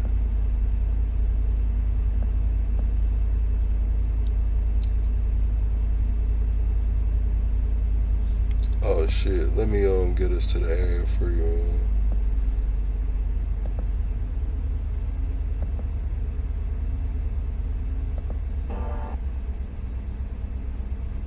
Okay, I will be very honest. I am in a bit of a mood today. I am just annoyed with everybody. What we are looking at right now is a badly run PR campaign. I am saying that it is badly run because it's recognizable. A good PR campaign is not recognizable. A bad PR campaign is an obvious one. And I am going to request respectfully, I know it's not going to be honored, I'm going to respectfully request that all of these Agent Smiths in this obvious matrix just stop, okay? This PR campaign, it's been nonstop since Charlie was shot. It was honestly dead on arrival, okay? We do not trust this, we do not believe this, and yet we are wildly kind of in this position where they're testing to see how many times they can say the same thing before they convince everybody else at home that it's true, okay? Their equation that they seem to be running, if it's that formula, is talking points multiplied by 10,000 talking heads must equal results, okay? They believe that with enough of an echo, they can override basic human instinct, basic intellect, really. There is, I would like to be very clear, nothing that feels right to me about the Charlie Kirk assassination, and especially the way that some of his employees and friends have been behaving since that assassination. And I preface this with, I am very sorry if that offends you, Ericka. Genuinely, I am sorry that there is no amount of increase in pressure and propaganda and headlines written about me that are going to convince me. And by the way, I'm just the conduit, right? You're attacking me, but you're angry that also the masses have not accepted this. There's not a number that is going to convince the masses that his human neck, stopped a 30-06 bullet, okay? And not even just stop the bullet. I also want to be clear here. It's not just that they're saying that it ricocheted and it stopped, and this would maybe be the first time in human history. And please, if you do know a story, you've got an old article, I don't care where it's from, if you saved a newspaper article from the early 1900s in your family of an example, I don't think that bullet existed then, but like of a 30-06 being stopped by a human neck, please present it. I'd like to show that it is possible, right? It is actually, this happened one time down in Texas, it's possible. But not only are they saying that they stopped it, but I want to remind you that there was minimal damage to the front of Charlie's neck as well, okay? There was minimal damage to the front of Charlie's neck as well. It didn't even cause a lot of, as it went in. It just cleanly went in, ricocheted downward into his stomach. I'm frustrated, obviously, for a lot of... In fact, you talking about what she kept with the napkin? You know what I'm saying? Where she kept doing the damn, the tears with the napkin? For reasons, but Ericka's, that's now being teased, the interview with Barry Weiss, it's being termed a town hall. And Barry is obviously just a Tel Aviv agent. Her entire background story, her rise, her studying in Tel Aviv, her family ties, the hand of Midas pulling her through the ranks a la Jeffrey Epstein. Despite her sub-average intelligence, she's not interesting. She somehow becomes a chief over at CBS News. Right, this actually, what I'm saying about Barry Weiss, this gets into Tucker's quote-unquote problematic speech at SAS when he jumped on stage and basically asked that question. How are all of these subpar people becoming billionaires? The rest of us have to work forever. They're not interesting. They're not talented. And they just seemingly are just getting all of this money and opportunities offered to them. This is clearly not a meritocracy that we're living under. It feels more like, and I'm saying this, more like a cartel. Okay, Barry Weiss is actually one of the people that we should study when it comes to being unimpressive and just getting handouts anyways. It's like welfare. I feel like she's on welfare. Like, we all have to work and she gets promoted.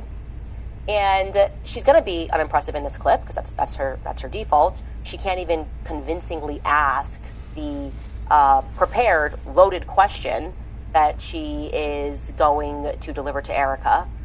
And this question, like I said, has likely, by the way, been reviewed and marked up by lawyers, but she still is not even convincing, despite having it ahead of time, in this delivery. Take a listen. Podcaster Candace Owens, okay? At one time, a friend of Charlie's, at one time, an employee of Turning Point. She has been one of the main peddlers of these conspiracies, and she is making a huge amount of money on it. She is building her business off of these lies. What do you want to say to her and the other people that are putting these lies out into the world right now. Stop.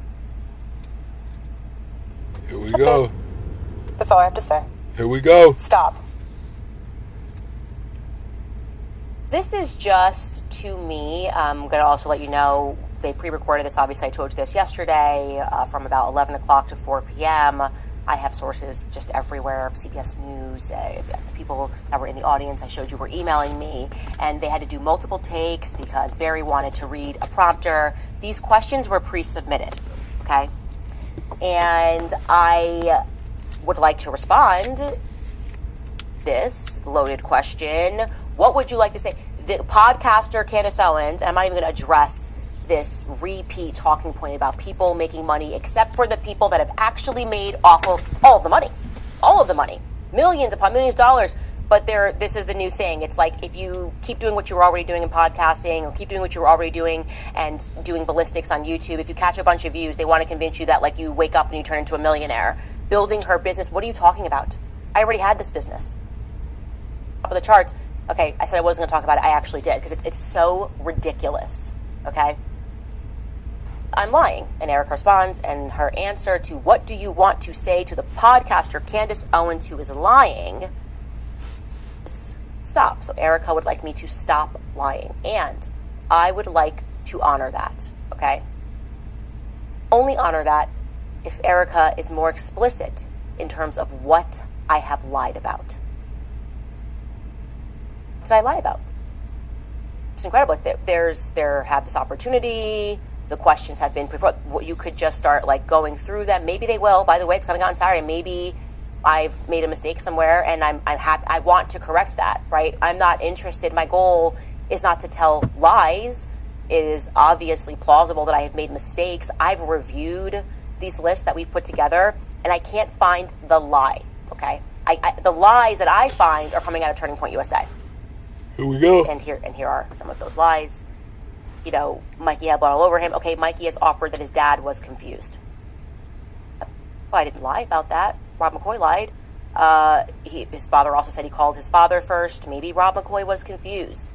Mikey being a hero for walking away doesn't feel honest. Charlie's neck stopping a 30-06 bullet because he ate healthy and had strong bones. It was a modern-day Christian miracle. That feels like a pretty big lie. Okay?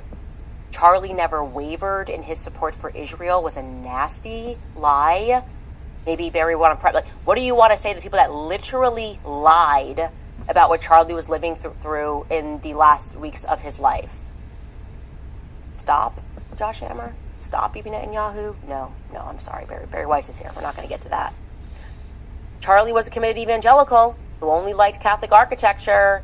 Did I lie about that? Nope. Turning Point USA lied about that, and I was attacked for telling me. I'm attacked for catching the lies. We'll get to that later. That's their new method.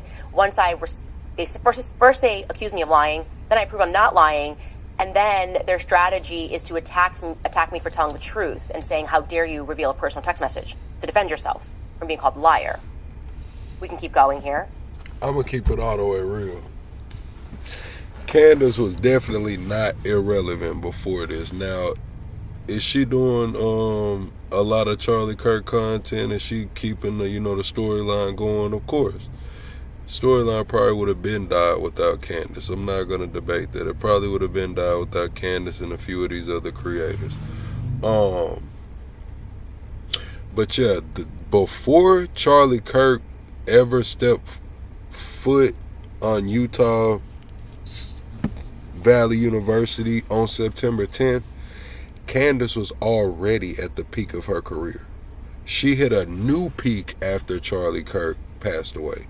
But we can't forget that she had the Brigitte Macron shit going on. The French president was already, and his wife was already suing her. She already had that story going. That was already the peak of her career then.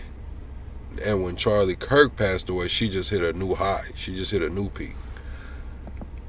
Has any of this been clarified? Ben Shapiro said they never had any bad blood between them. I proved that was not true. Again, that also came from a little PR. Alex Clark pulling that move. Next page, Terrell Farnsworth was told to remove that SD card by police. That was not true. Terrell Farnsworth personally told me that was not true. Terrell removed the SD cards because people were stealing hats. Again, not what Terrell Farnsworth himself told me, and also doesn't make any logical sense, because if you were worried about theft, you would have taken the cameras and not just the SD card, particularly from the camera behind his head, as opposed to the cameras that were in front of him. Lie. Charlie established a Doge and it was not unusual. That's a lie. It was unusual. Doge didn't even exist prior to Elon Musk making that a thing about government accountability. Charlie Kirk's team did not fly drones. Major lie. Brian Harpole told that lie. Brian Harpole also told a major lie when he said that the security had communicated with UVU police to secure those rooftops. That was a lie. It was actually the walkway behind. What am I getting here? What have I done here in this presentation I lied about? Have I made mistakes along the way? Yes, I'm not perfect, and I will always adjust those mistakes. So I'm asking you to tell me what I lied about. Why is there not this same energy also for the feds? Because they've told some lies. We've got a list of those too. We put that together. We would like some clarity. Again, Charlie being shot with a .30-06.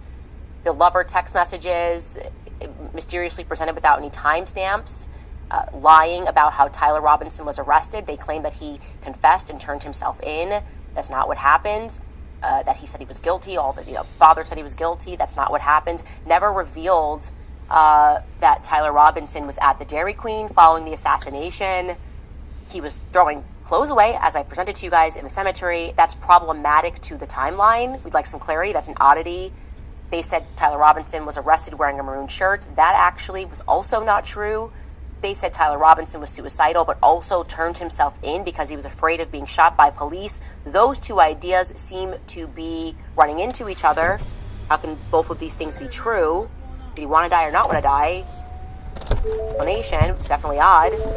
And the footage mysteriously missing of Tyler Robinson turning himself in. And then, of course, there's just like things that we can't get answers to, which is the Egyptian planes, tracking Charlie, following Ericka throughout years. Instead, they're laughing at these things. So what am I lying about? Lying about? Not made a molecular or a minor mistake. We got a time zone wrong. And then it's like, she lied. The plane left a couple of hours earlier. Maybe somewhere I made a mistake on a timeline of Charlie being here on this day when he's actually there on that day. But I'm talking like, where am I lying? Like, I would like to stop if you can tell me. Okay? And maybe they will. Maybe we'll get to that on Saturday. By the way, to be clear, I am also telling the truth. It is not my opinion that these questions were pre-selected. It's a fact. It's a fact. Like I said, we have insiders. The questions were pre-selected. And one of the pre-selected questions was for Ericka, and this will come out on Saturday, setting the stage for her to condemn anti-Semitism, to which she responds and speaks about, as I told you yesterday, how Turning Point will be hosting a Shabbat dinner. And in case the direction of travel for CBS under the stewardship of Barry Weiss is not clear, they even brought in, during this town hall, the father of the young woman who was shot in D.C. at the Jewish Museum. I think that was an IDF soldier. I might be wrong about that. They also brought out Hunter Kozak, who asked the last question to Charlie Kirk. They filled the audience with people selected by CBS, college Republicans, with questions selected by CBS. So it just is objectively a controlled and a managed situation, a controlled and a managed conversation, if you will. And you can predict this. If you are at home this Saturday and you watch this and you're just, a regular old person around the world and you go, this feels really scripted. Influencers are going to come out and they're going to mark you as evil, demonic even. How dare you? Question, what? Are you kidding me? This is like, you're not allowed to say that this feels scripted ever. Even though this entire thing since September 10th, scripted to me. That's not it. Okay, we're going to get more because Ericka also sat down with Glenn Beck of Blaze TV. Now, again, this is all a part of a PR blitz for Charlie's upcoming book on honoring the Shabbat, which I'm not going to be doing because I'm Christian. So I'd like to already just say no. Okay? Anyways, Glenn Beck's interview has a bunch of high points, if you will, foremost Ericka stressing that she believes that the truth is clear. Take a listen.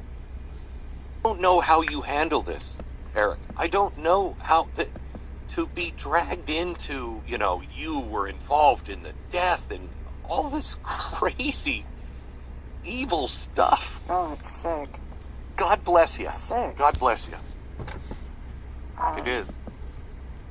My family means everything to me.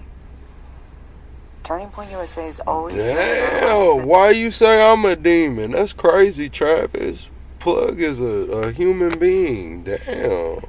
It's always been so good to Charlie, and Charlie was good to his team. Everyone loved Charlie. Yeah. I get that. Everyone wants an answer to this evil. And sometimes the answer is very clear. Yeah. The truth is very clear. So I just want to say to, first and foremost, Glenn setting that question up, I can't find, to this day, because this just feels to me to be like the ultimate straw man, any commentator that has explicitly accused Ericka of killing Charlie Kirk. I've seen psychological manipulation of influencers trying to say that if you critique Turning Point, that's akin to accusing Charlie Kirk of Ericka Kirk of killing her husband, which is utterly ridiculous. Ever seen, and maybe I missed it, I've seen a lot, somebody come out and say Ericka Kirk murdered Charlie. But that's what they set up always, which is like, I don't know how you are. I've seen people digging into her background. I've seen people speaking about her Romanian charity. I've seen people looking into her mother, all of that. I've seen all of that, but I have not yet seen where this idea that they keep trying to seed into our minds that asking any questions is equivalent to accusing her of murder. That even that feels manipulative to me. Then comes in this totally organic question from Glenn Beck. Totally organic, right? And this is going to be the extreme appeal to authority, which is, okay, if we don't want to answer any questions, we're just going to say you don't understand how the court works. You shouldn't be asking questions because that could potentially ruin the upcoming trial. Take a listen. Concerned about his assassin is in court today. Are you concerned about being able? Yeah, they finna try to do Candace like Alex Jones, man. They finna try to sue the balls off of her and her husband, man. Straight up. They finna try to sue the balls off of her and her husband, man. We already got the Macron suing her. I see it coming, man. Able to have a jury that's not been tainted? No, it's a real thing, Glenn, and you get this. A lot of people don't, and I think that we need to do a better job of educating our citizens about our court systems. A lot of people don't know how an actual trial plays out. I am very curious about how the United Healthcare case plays out. We are living in a day and age where social media can absolutely impact. I feel it can. The reason I say that is because I don't want a tainted jury pool. I want justice for my husband. Anytime we have leads, anytime we hear anything, we send it to the authorities. We're not messing around. None of us are involved in my husband's murder. None of us. What up, boss? Turning Point USA, myself, any of these other crazy accusations, none of us. Okay, so this is what I mean, where I just feel like we're just doing the same thing over and over and over again in politics, where you can just apply any situation like this. Hey, did y'all see what they said in the Luigi case? The cops cut the camera off and then put everything back in his bag, so it's looking like they may have planted that bad boy on him. They may have planted that bad boy on him. Did y'all see that? It's how it starts. It's like they come up with a narrative and it feels really stupid. You could apply this to COVID, whatever. And then people start asking questions because it feels really stupid. And then they tell you, like, oh, I wish you guys were more educated about science. I wish you guys were more educated about doctors and nurses. And, like, you're just not there. I wish we could explain to you how these things work. You're going to have to trust the experts. And, yeah, I actually think that also because you guys are not trusting the experts, we're going to have to censor people on social media, as they did during COVID, because social media is problematic. Actually, the problem is free speech, ultimately, right? Like, the problem is that you have people on social media who are talking common sense and they don't understand this. That's like, that doesn't work for me. It doesn't work for me, and it shouldn't work for you. And this next portion is where we get into the mass formation psychosis element, which is when they're trying to modify our behavior. Watch Luigi fuck around, beat it, chat. He might beat it, and they're gonna make him sign that thing to where he can't make no money off of it. They're gonna make him sign that thing to where he can't make no movies or no books or no watch, man. Luigi mess around, beat it, man. The behavior of the masses, and they kind of want us to all form around this idea. And this is kind of actually the we're all in this together psychology that you're about to see, right? The higher calling element of the psychological conditioning. You guys are focusing on the minutia of that day and whether or not the government is involved with assassinating Charlie Kirk. But, you know, I'm telling you guys, midterms, there's midterms and there's things, that's the higher calling, right? The masses should get around that higher calling. Like, even if it goes against your gut to mask your toddler, if it goes against your gut to let your grandma die alone in a hospital, even if something is screaming at you and you're saying, why does this all feel abusive? Like abusive to toddlers, abusive to our grandparents, let them die alone. I'm gonna keep it real. Social media had no business in the 40s, man. I'm just gonna be all the way real. If social media was in the 40s, you know what I'm saying, I don't think we would be here. I don't think we would have made it to 2025, man. I don't think we would have made it to 2025 if social media was here in the 40s. Why does it feel to me, my instinct tells me that we shouldn't put medical masks on on toddlers who can't see expressions? The higher calling is that you should always ignore your gut, right? Because we're all in this together, and there's something bigger that we can aspire to. You should violate your gut instinct, and that's what's coming next. Take a listen.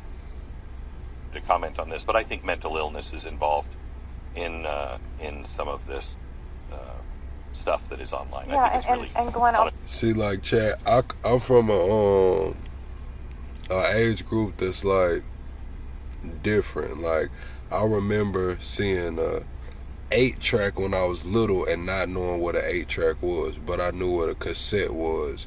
I knew what a CD player was. I remember when the iPod and MP3 players first came out. Then it was the MP4s. Then it was the tablets and the touch screens. Like, I went through that whole era.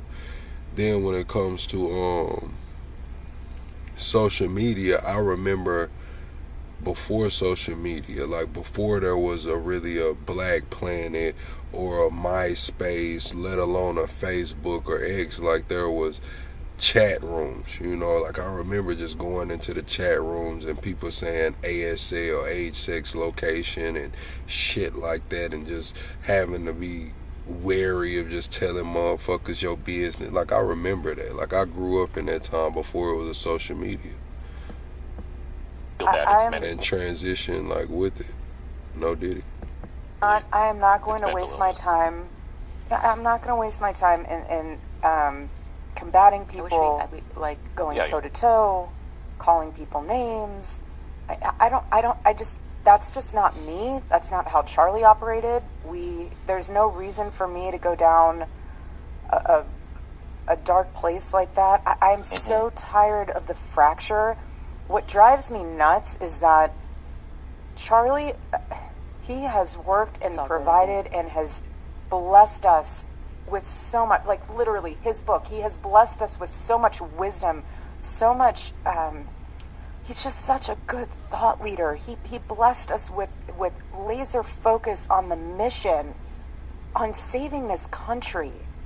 But instead, we're so focused on who did what. Like, yes, we will figure all that out. Yes, this is a murder case. He did not die in a car crash. Yes, that will be handled. But my husband's legacy is not about his murder. My husband's legacy is what he left behind.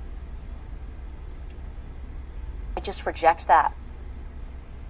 That there's a higher calling that we need to all get around, and the legacy of... No, I wasn't around for the chat rooms on the house phone. See, what we used to do was three-way. We'll get out of school, you know what I'm saying? Wait till the minutes turn free at 9. I remember when they started doing minutes free after 7. Boom, minutes come free after 7 or 9, whatever you got going on, and shit, you just call. Or if you be on the house phone, you call, and then shit, you get somebody to three-way somebody, then you get the next person to three-way somebody, then you got like 5-6 folks on the phone. You chopping it up, you know, you lay back on your bed, you got your legs, you know, against the wall and shit. You eating snacks and just talking, you know what I'm saying? Then you end up getting caught up.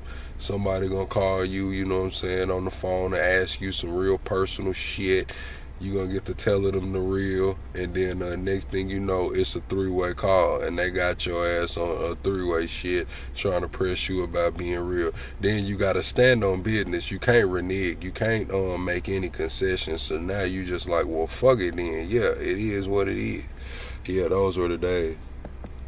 Like, actually, the legacy, if we find out that the government is implicated, and it looks like to me, and I think a lot of people on the outside, the government is implicated, otherwise it wouldn't require every department of the government using propaganda to convince us against common sense, okay? And if we find out that the government is implicated, then actually his legacy is going to be a person who gave all of himself to helping people get elected, all of himself to this political machine, was ultimately killed by it. And I think that matters to a lot of people. And I think it's obvious it matters to a lot of people, because what feels like $1 billion campaign of propaganda against it doesn't seem to be working. There is something very big we are very close to unpacking here. And the panic that we sense right now in deploying what feels to me to be a really nasty emotional tactic here, basically trying to say to people, how dare you go against the grieving widow? How dare you go against David Hogg, right? And you're like, well, I don't know if David Hogg, I know. See, that, yeah, Too Strong, that was the good time. See, that was the equivalent of now of somebody screen recording, you know what I'm saying? Like when you talking to somebody that screen recording you, or they got another phone recording that phone. See, back then, all of that shit wasn't available. I remember when they first got the picture phones and shit, man, all of that wasn't available.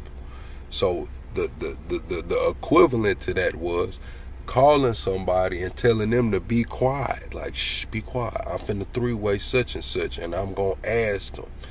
Then they being quiet, and they call the person and they like, hey, what's up with such and such? And then the person like, well, hell, this what it is. And then the other person like, oh, well, shit, I ain't know that's what you thought. Then the person that was being quiet was like, yeah, I ain't know that's what you thought either. And then he was like, well, shit, you gotta stand on what you said. Well, hell, y'all didn't ask me then. You know what I'm saying? Why y'all didn't ask? That's how it went. You know, I'm very sad, obviously, that a school shooting happened. The Parkland shooting at high school should not happen. No child should have to live with that. But why does that mean David Hogg gets to go to Harvard? Right? Does that make sense? Like, does he belong at Harvard? And they go, oh, how dare, how you evil, demonic person, are you possessed? How could you ever question his authority and whether or not he's equipped to run the charity and speak on, gun issues? He survived a school shooting. That's what they're doing right now. I want to also say that I don't love these interviews.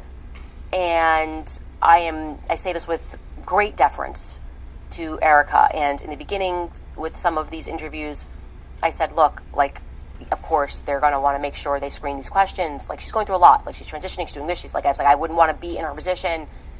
We're 3 months in now, okay? We are still getting rehearsed answers. And I feel like what is missing from all of this is, I don't know, like, passion, normal passion, not this like chat GBT feeling of, well, we all need to unite around the mission. It's like, no, I don't really care about cash.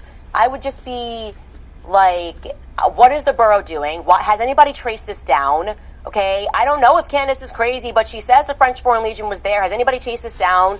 I texted her, I got this information. Okay, it's wrong, that's a dead end. Let me move over here. I've got files. I'm going to run this investigation alongside you, Cash. And I don't know what he's doing. I want like one critique of the FBI, one critique of anything which the public is saying is worthy of critique. Like, it's almost like you're dressing down public perception. Like, people think that you can have enough money to just cut over people's gut instincts. That's what it is. It feels like we're so rich, you don't have the right to think. We are rich enough to remove that. So stop thinking. Here, it feels elite. That's why I hate this. It feels elite. It feels like the opposite of whatever Turning Point felt like when they were the underdogs, right? Your presentation is elite. I'm on CBS stage with pre-packaged questions and Barry Weiss, and I obviously have rehearsed this answer because I got these questions ahead of time. Obviously know I'm going to get asked this, so I'm going to do I don't even and this is a fact. Anybody who's ever interviewed me, I never ask for questions ahead of time. I don't want to know. I don't want to know the direction it's going into. I never give them anything. I never say we can't talk about this. That thing's off record. Because even getting questions ahead to me, preparing answers, feels fake and gay. Just feels rehearsed. It is. It has to be rehearsed. You got the questions ahead of time. And at this stage, I don't like it. I want something that feels anywhere where it feels authentic. Like one question mark that you have. You're like, oh, I'd like you to be like, I don't know about those text messages. I think Tyler Robinson pulled the trigger. But the text messages are weird. I trust my team. My team is amazing. And my favorite date is April 24th because it's not too hot and it's not too cold. And all you need is a light jacket. Like, it feels... It does. I'm sorry. And I am still interested in getting basic answers to our questions. I don't accept that that's somehow going to ruin the court case because that's a nonsense. You cannot logically explain to the public how letting us see Mikey McCoy's phone records, just one example, if that's really causing you so much grief. Here they are, here's who we called on that day and for how long. How would that implicate, how would that frustrate your lawyer's efforts? How would the current court case and the jury pool be impacted if you answered about why these Egyptian planes, why it's a statistical anomaly for these Egyptian planes to be surrounding Turning Point USA, Faith Events, you and Charlie this many times? How would that impact? And again, I'm a gut player. It's common sense. So forgive me for not being elite enough and educated enough and expert enough to understand how it would impact things. Explain it to me like I'm not a legal expert, you know? Like I don't trust legal experts. I think they're all full of shit. Explain it to me. Right. Why can't they just say like it's a friend of the companies that we charter? You know what I'm saying? Like it's just a friend of the companies we charter this plane here and there. You know, like shit. That would be kind of simple. You know what I'm saying? That way. It's not tracking. It's not tracking, and I get it. It's me against the whole world. Actually, it's not. It's me against the elites. We've done this a lot of times. Like I said, Ukraine, COVID. There's a formula here. There's a pattern here. All of the mainstream apparatus and all of the influencers are pushing something and calling the other thing evil. We're probably about 2 years away from them all then apologizing and being like, I just got it wrong. I shouldn't have told you to get the vaccine. I should, like, that I've noticed. So I'm going to stick with saying that what happened on September 10th, we are not getting the truth about. We will be back after a few messages from our sponsors. All right, you guys, when they doubled, that's the vibe. We are too rich. We are elite, we are rich, we are powerful, we have connections, and you guys are just beneath us. There's like an element of feudalism here. Like, we are the lords, and who are you? We can afford this, and we're gonna keep pushing, and until you believe what we say happened, even when it just makes no sense. It's frustrating. Like, I'm frustrated by it. And again, I have been clear. I think Tyler Robinson. You said, what are you pushing, plug? Peace. We pushing peace over here, I guess. Involved on that day. I think there were multiple people that were. OG Pal says people keep falling for this dumbass shit, so Republicans feel like they can keep doing it. Democrats do it too. Do your research. Are you talking about the PSYOPs? OG Pal, you speaking on the PSYOPs? Involved in that day. Obviously, most people were involved. I think he took clothes and hid them in the cemetery or whatever next to the Dairy Queen. But I don't think that he was on campus that day. I do not believe Tyler Robinson was on campus that day. And I would just also like to point out how easy it would be for them to give us anything believable. How would? Oh, one thing I am pushing for sure is we against that one world government, man. We not gonna give up our guns. We not gonna give up our damn freedoms, man. Once I get my gun rights back, I ain't gonna never lose them again, man. We not giving up our privacy rights, man. We not giving up our freedoms, man. Straight up. That's what I'm pushing. I'm pushing don't give up your damn freedoms, man. Straight up. All of this calling people saying faggot and getting picked up and shit, posting shit on social media, and it's not a direct threat to anybody's life and getting picked up and shit. People pushing all this gun control and shit, man. No. Hell nah. Hell nah, man. Shit sound good. It shit sound good. All of this putting AI data centers in space where Bill Gates can have 65,000 of them bad boys in the sky and cover every square foot of Earth, monitoring it 24/7, 365. Oh, that's not a security risk. We just haven't seen a million breaches going on over there. You know what I'm saying? Like, let's be fucking real, man. We are the last generation that can stand against this total control one world government shit, man. Everybody's saying UBI might not be that bad and shit. Yeah, UBI might not, until they kick your ass off of it, man. Until they hike up prices on shit, man, to where your UBI can't cover it. And what are they gonna say? Oh, you can go back out in the job force. You can go get a job to supplement for what the UBI doesn't cover. Until you go out into the workforce and there's no more ghost jobs. They're just not gonna hire you because you can't fucking keep up with this AI and these robots. You know what they're gonna say? Well, if you want to get hired, you're gonna have to figure out how you can keep up with this AI. Boom! You gotta go get the fucking Neuralink, man. You gotta get the Neuralink just to even be considered for a damn job, man. You gotta get the Neuralink. You gotta hook up, man. We're the last generation. This next generation is gonna be linked and unlinked, man. Linked and unlinked, man. Hundreds of millions of people will take the Neuralink or something equivalent, man. The linked and the unlinked. So where are we going, man?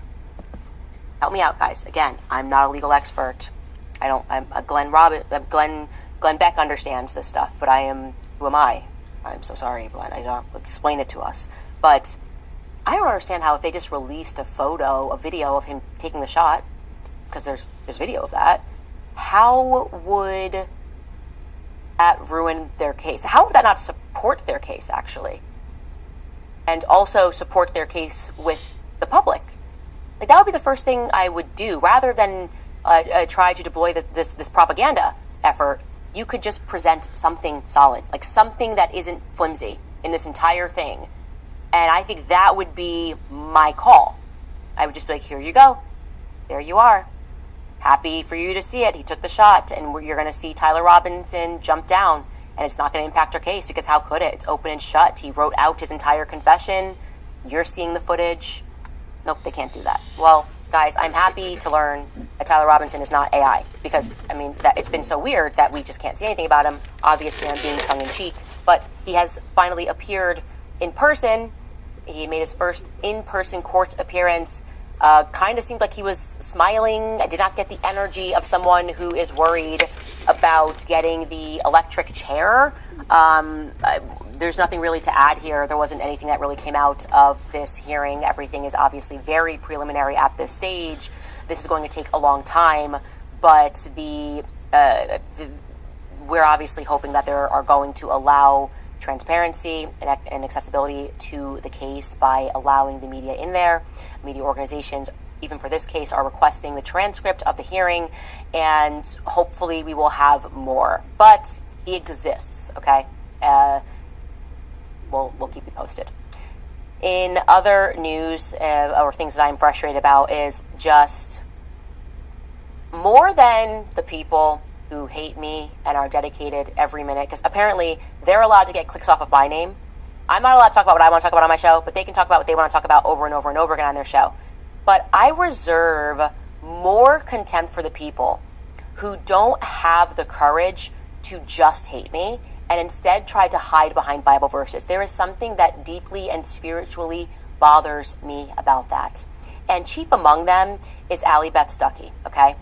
She presents herself, like, her brand is squeaky, clean Christianity, does a lot behind the scenes. She's hired like a monster PR agent. Anyone will tell you that. There's not a single Daily Wire host, Matt Walsh, Michael knows, nicest people ever, Brett Cooper, nicest person, that will defend Allie Beth Stuckey's current PR agent, who is just literally hell-bent on advancing Israel's cause by any means necessary, like by sending someone to follow me after I was no longer employed there to try to make me look bad on camera. She keeps files and cuts people out of context and then sends it to people like Ian Miles Chung. I mean, this is a bad person who Allie Beth has hired, but we're supposed to believe Allie Beth is Christian. Anyways, I do want to point to this because she's now, no, it's always biblical, so you can never question whether or not she's just being a mean girl and using Bible verses to qualify being mean.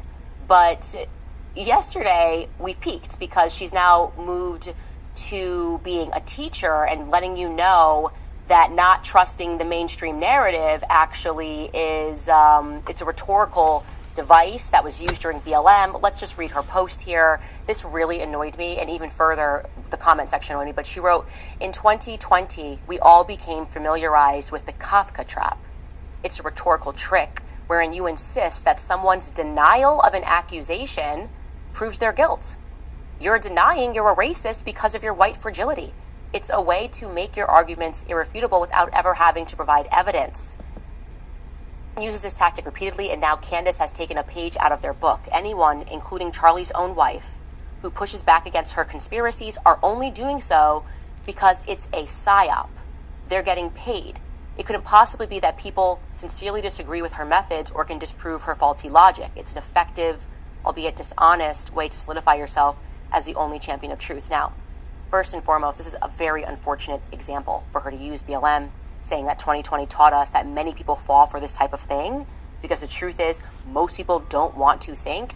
Actually, Allie, ironically, I actually did the documentary on BLM and George Floyd, and the lessons of the George Floyd movement was that the entire media, plus influencers, can collude to suspend rational thinking and can use emotional arguments, right, to get you to stop looking at a corrupt charity. I can't believe she used this example.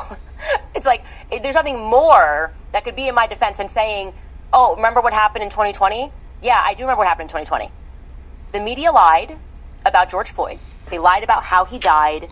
A video went viral. Every influencer posted black squares, called people racist, said you were with them or you're against them. You were evil if you didn't understand how far racism had become.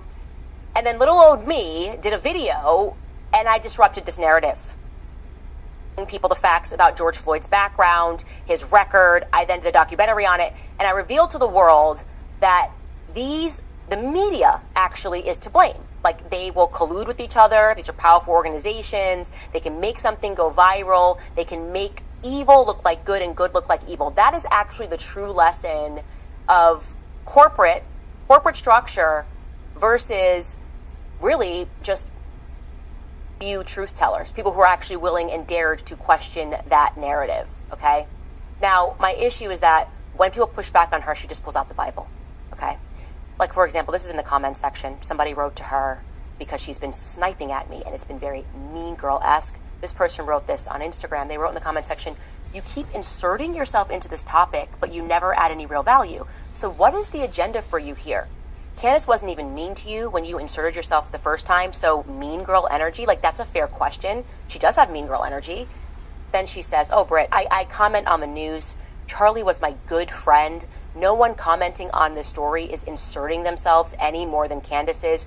you don't see value in learning how to decipher truth logically and biblically, and that's okay. Like, that sentence, just play it again. I want to read it again. You don't see the value in learning how to decipher truth logically and biblically, and that's okay. My content is not for you then. How does that not just make your skin crawl? I don't know. Like, does that not make your skin crawl? Just be snipey and petty. Stop using the Bible as a shield for what you're doing, okay? That woman accurately called you out. I don't know her. Thank you for saying it's very obvious what you're doing. To come back and say, I'm so sorry that you don't like the Bible. I'm so sorry that you don't like the Bible. She is like Salve Regina George, right? Like, Mean Girls was fine because we all knew Regina George was mean, and she was like proud of that. Allie Beth Stuckey does the same like tactic of attacking people, sniping them, and then she's like, I'm sorry you don't like the Bible. I actually do like the Bible. It made Christianity my brand because I'm a Catholic and I don't believe that women can be priests and should be playing the part of pastors. I believe that if I have a question about the Bible, I should go to my priest, not to Allie Beth Stuckey on Instagram. But what I can say to you is that a main takeaway, the truth. You should commit yourself to the truth. And Allie Beth Stuckey has gone through great pains to cover up for people that are lying, okay? No one worse than Josh Hammer, okay? Josh Hammer explicitly lied about Charlie's state of mind. He went on multiple podcasts. He called me a liar. He never blinked on Israel. If I did not release that text message, that would have been the narrative. If you are a Christian and you purport to have been a good friend to Charlie, that's low-hanging fruit. To say what Josh Hammer did here was wrong, okay? She says she's a good friend to Charlie, but when similarly I came out and said a thing about the Catholic faith, if you were a good friend, wouldn't you have said, you know what, Alex Clark, that whole little episode saying Charlie only liked architecture for what it's worth, it wasn't true. You'd be running PR for her. If you were a friend to Charlie and you were committed to truth, then when Ben Shapiro lied and said that he never had any issues with Charlie, all right, one love, I said that's not true. Very, very much not true. Why is your reaction every time that I expose the lie to attack me? So she does. I'm going to show you a clip. All of these people have been caught in verifiable lies. And let's be clear, they attacked me first. I never came out and attacked these people. I just said, oh, the Catholic thing was cool, and I was hoping for that. Or,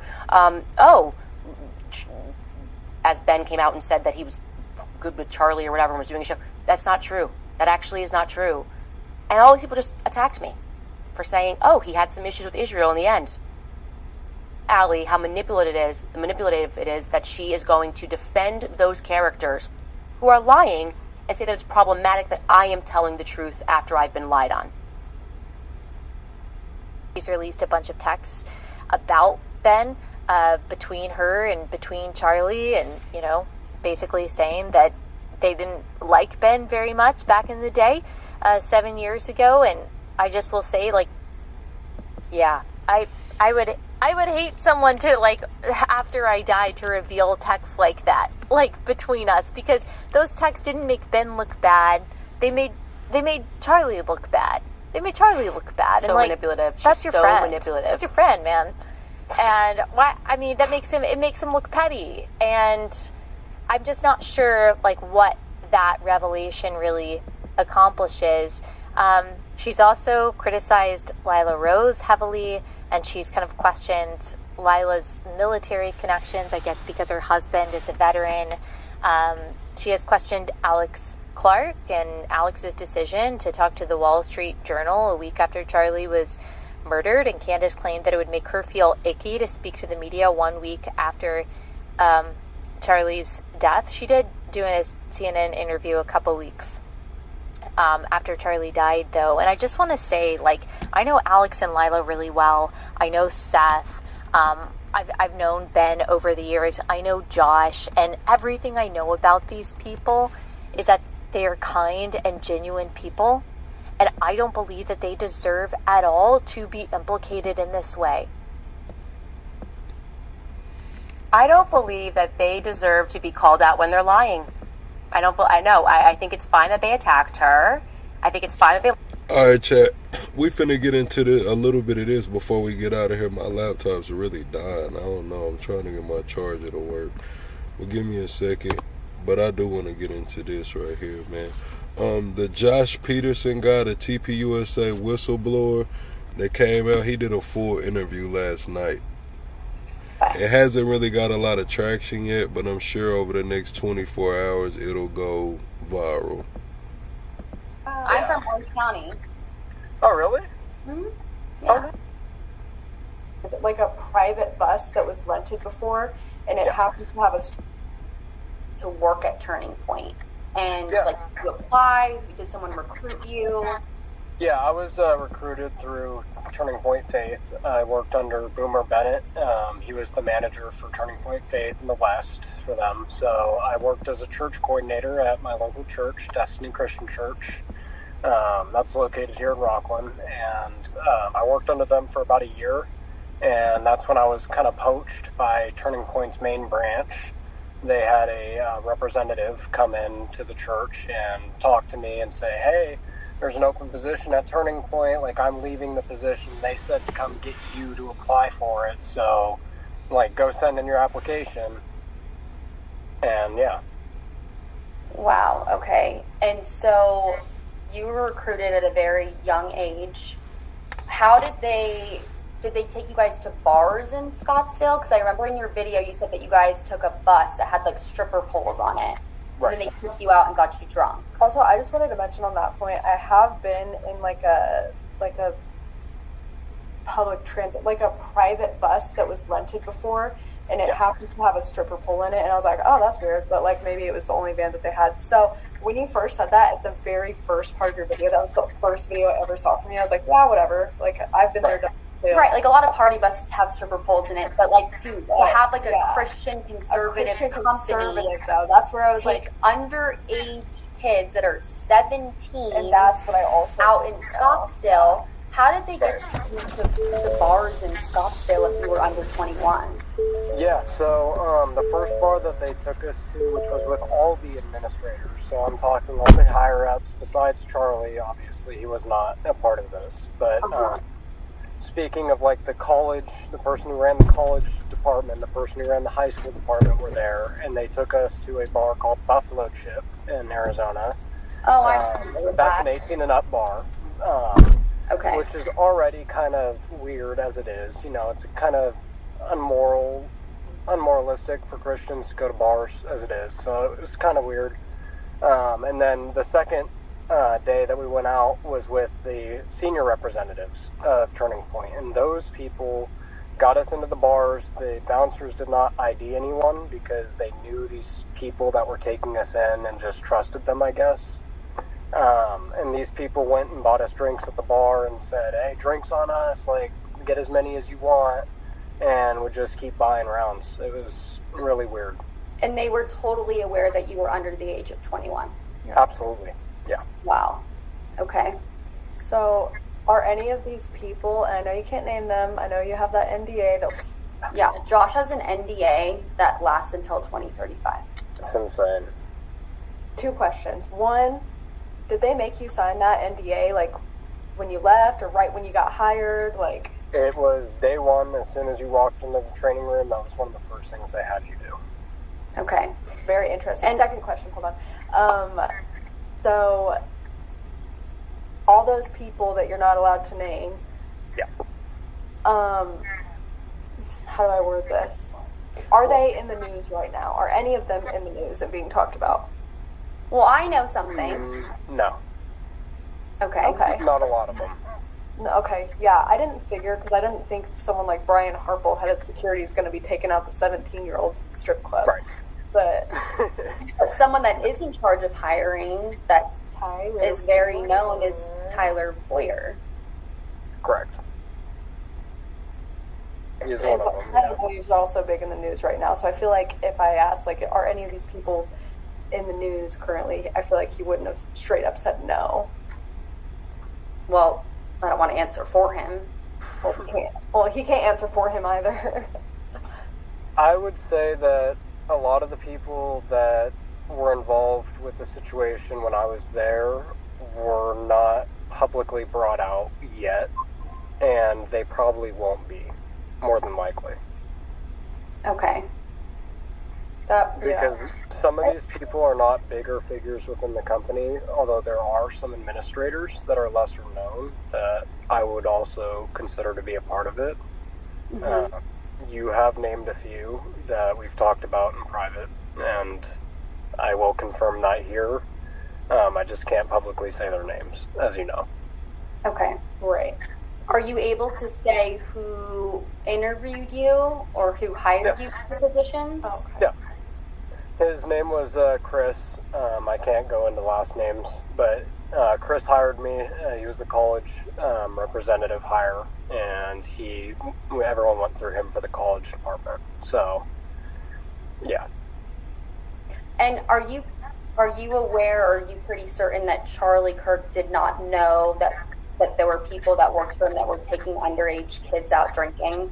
Absolutely not. He had no idea about this, and I know about this because Charlie wasn't there for the first couple days of training at all. He was actually on a trip doing, I think, an event.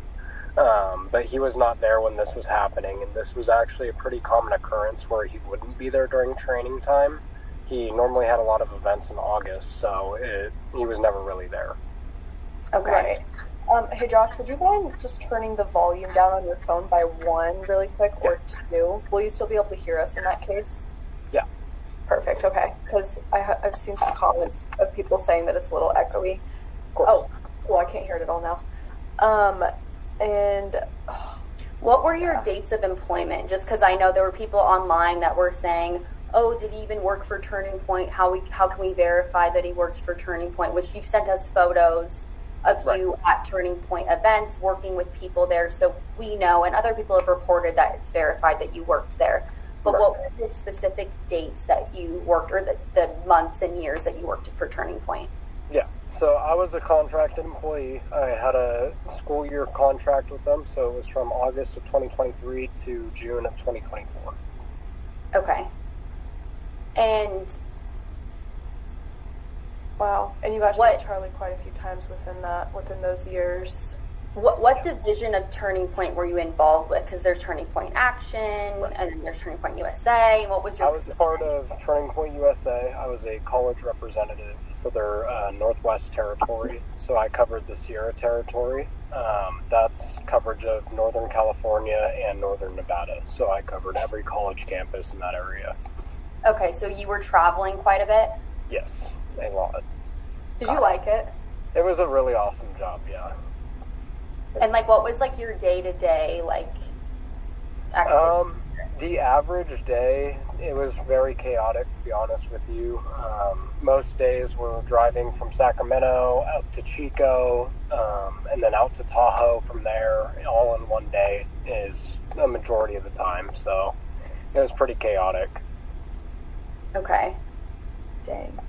And so who were the main people that you worked with that maybe are still there right now? Chris. Yeah. Chris is one of those people. Tyler is one of them as well. Charlie Kirk, I worked with him several times. I had many events with him at Destiny Church too. That is documented and well known. So if anyone doesn't believe me, they can look at that. A lot of the people that I did work with have left the company because of the same reasons that I have for leaving, surprisingly. But they are too afraid to speak out, sadly. And I've tried convincing them, but that just hasn't, I can only imagine. So you've spoken to these people and you're like, hey, we should speak out about this, and they're like, no, I'm not going to do that, I'm afraid, or? Right. I have a text message that I can send you guys after the live from one of them that said, I'm afraid for my life if I speak. And are you not? They're afraid for their life if they speak out against Turning Point. Of course. Correct. I'm just verifying what he said. Damn, Chad, my so laptop not charging, man. It might be all bad, Were you not afraid? How long did you contemplate? Chad, I've been over here trying to get my laptop to charge, and for some reason, this bad boy is not charging over here, man. I don't know if it's the extension cord or what. My laptop is not charging, man. Alright, chat, we'll come back and finish this later on. My laptop's not charging. I don't want it to just die on y'all and cut out, man. So we'll finish this later on, man. I'll see y'all in a little bit, chat. Damn. It's crazy, bro. Shit.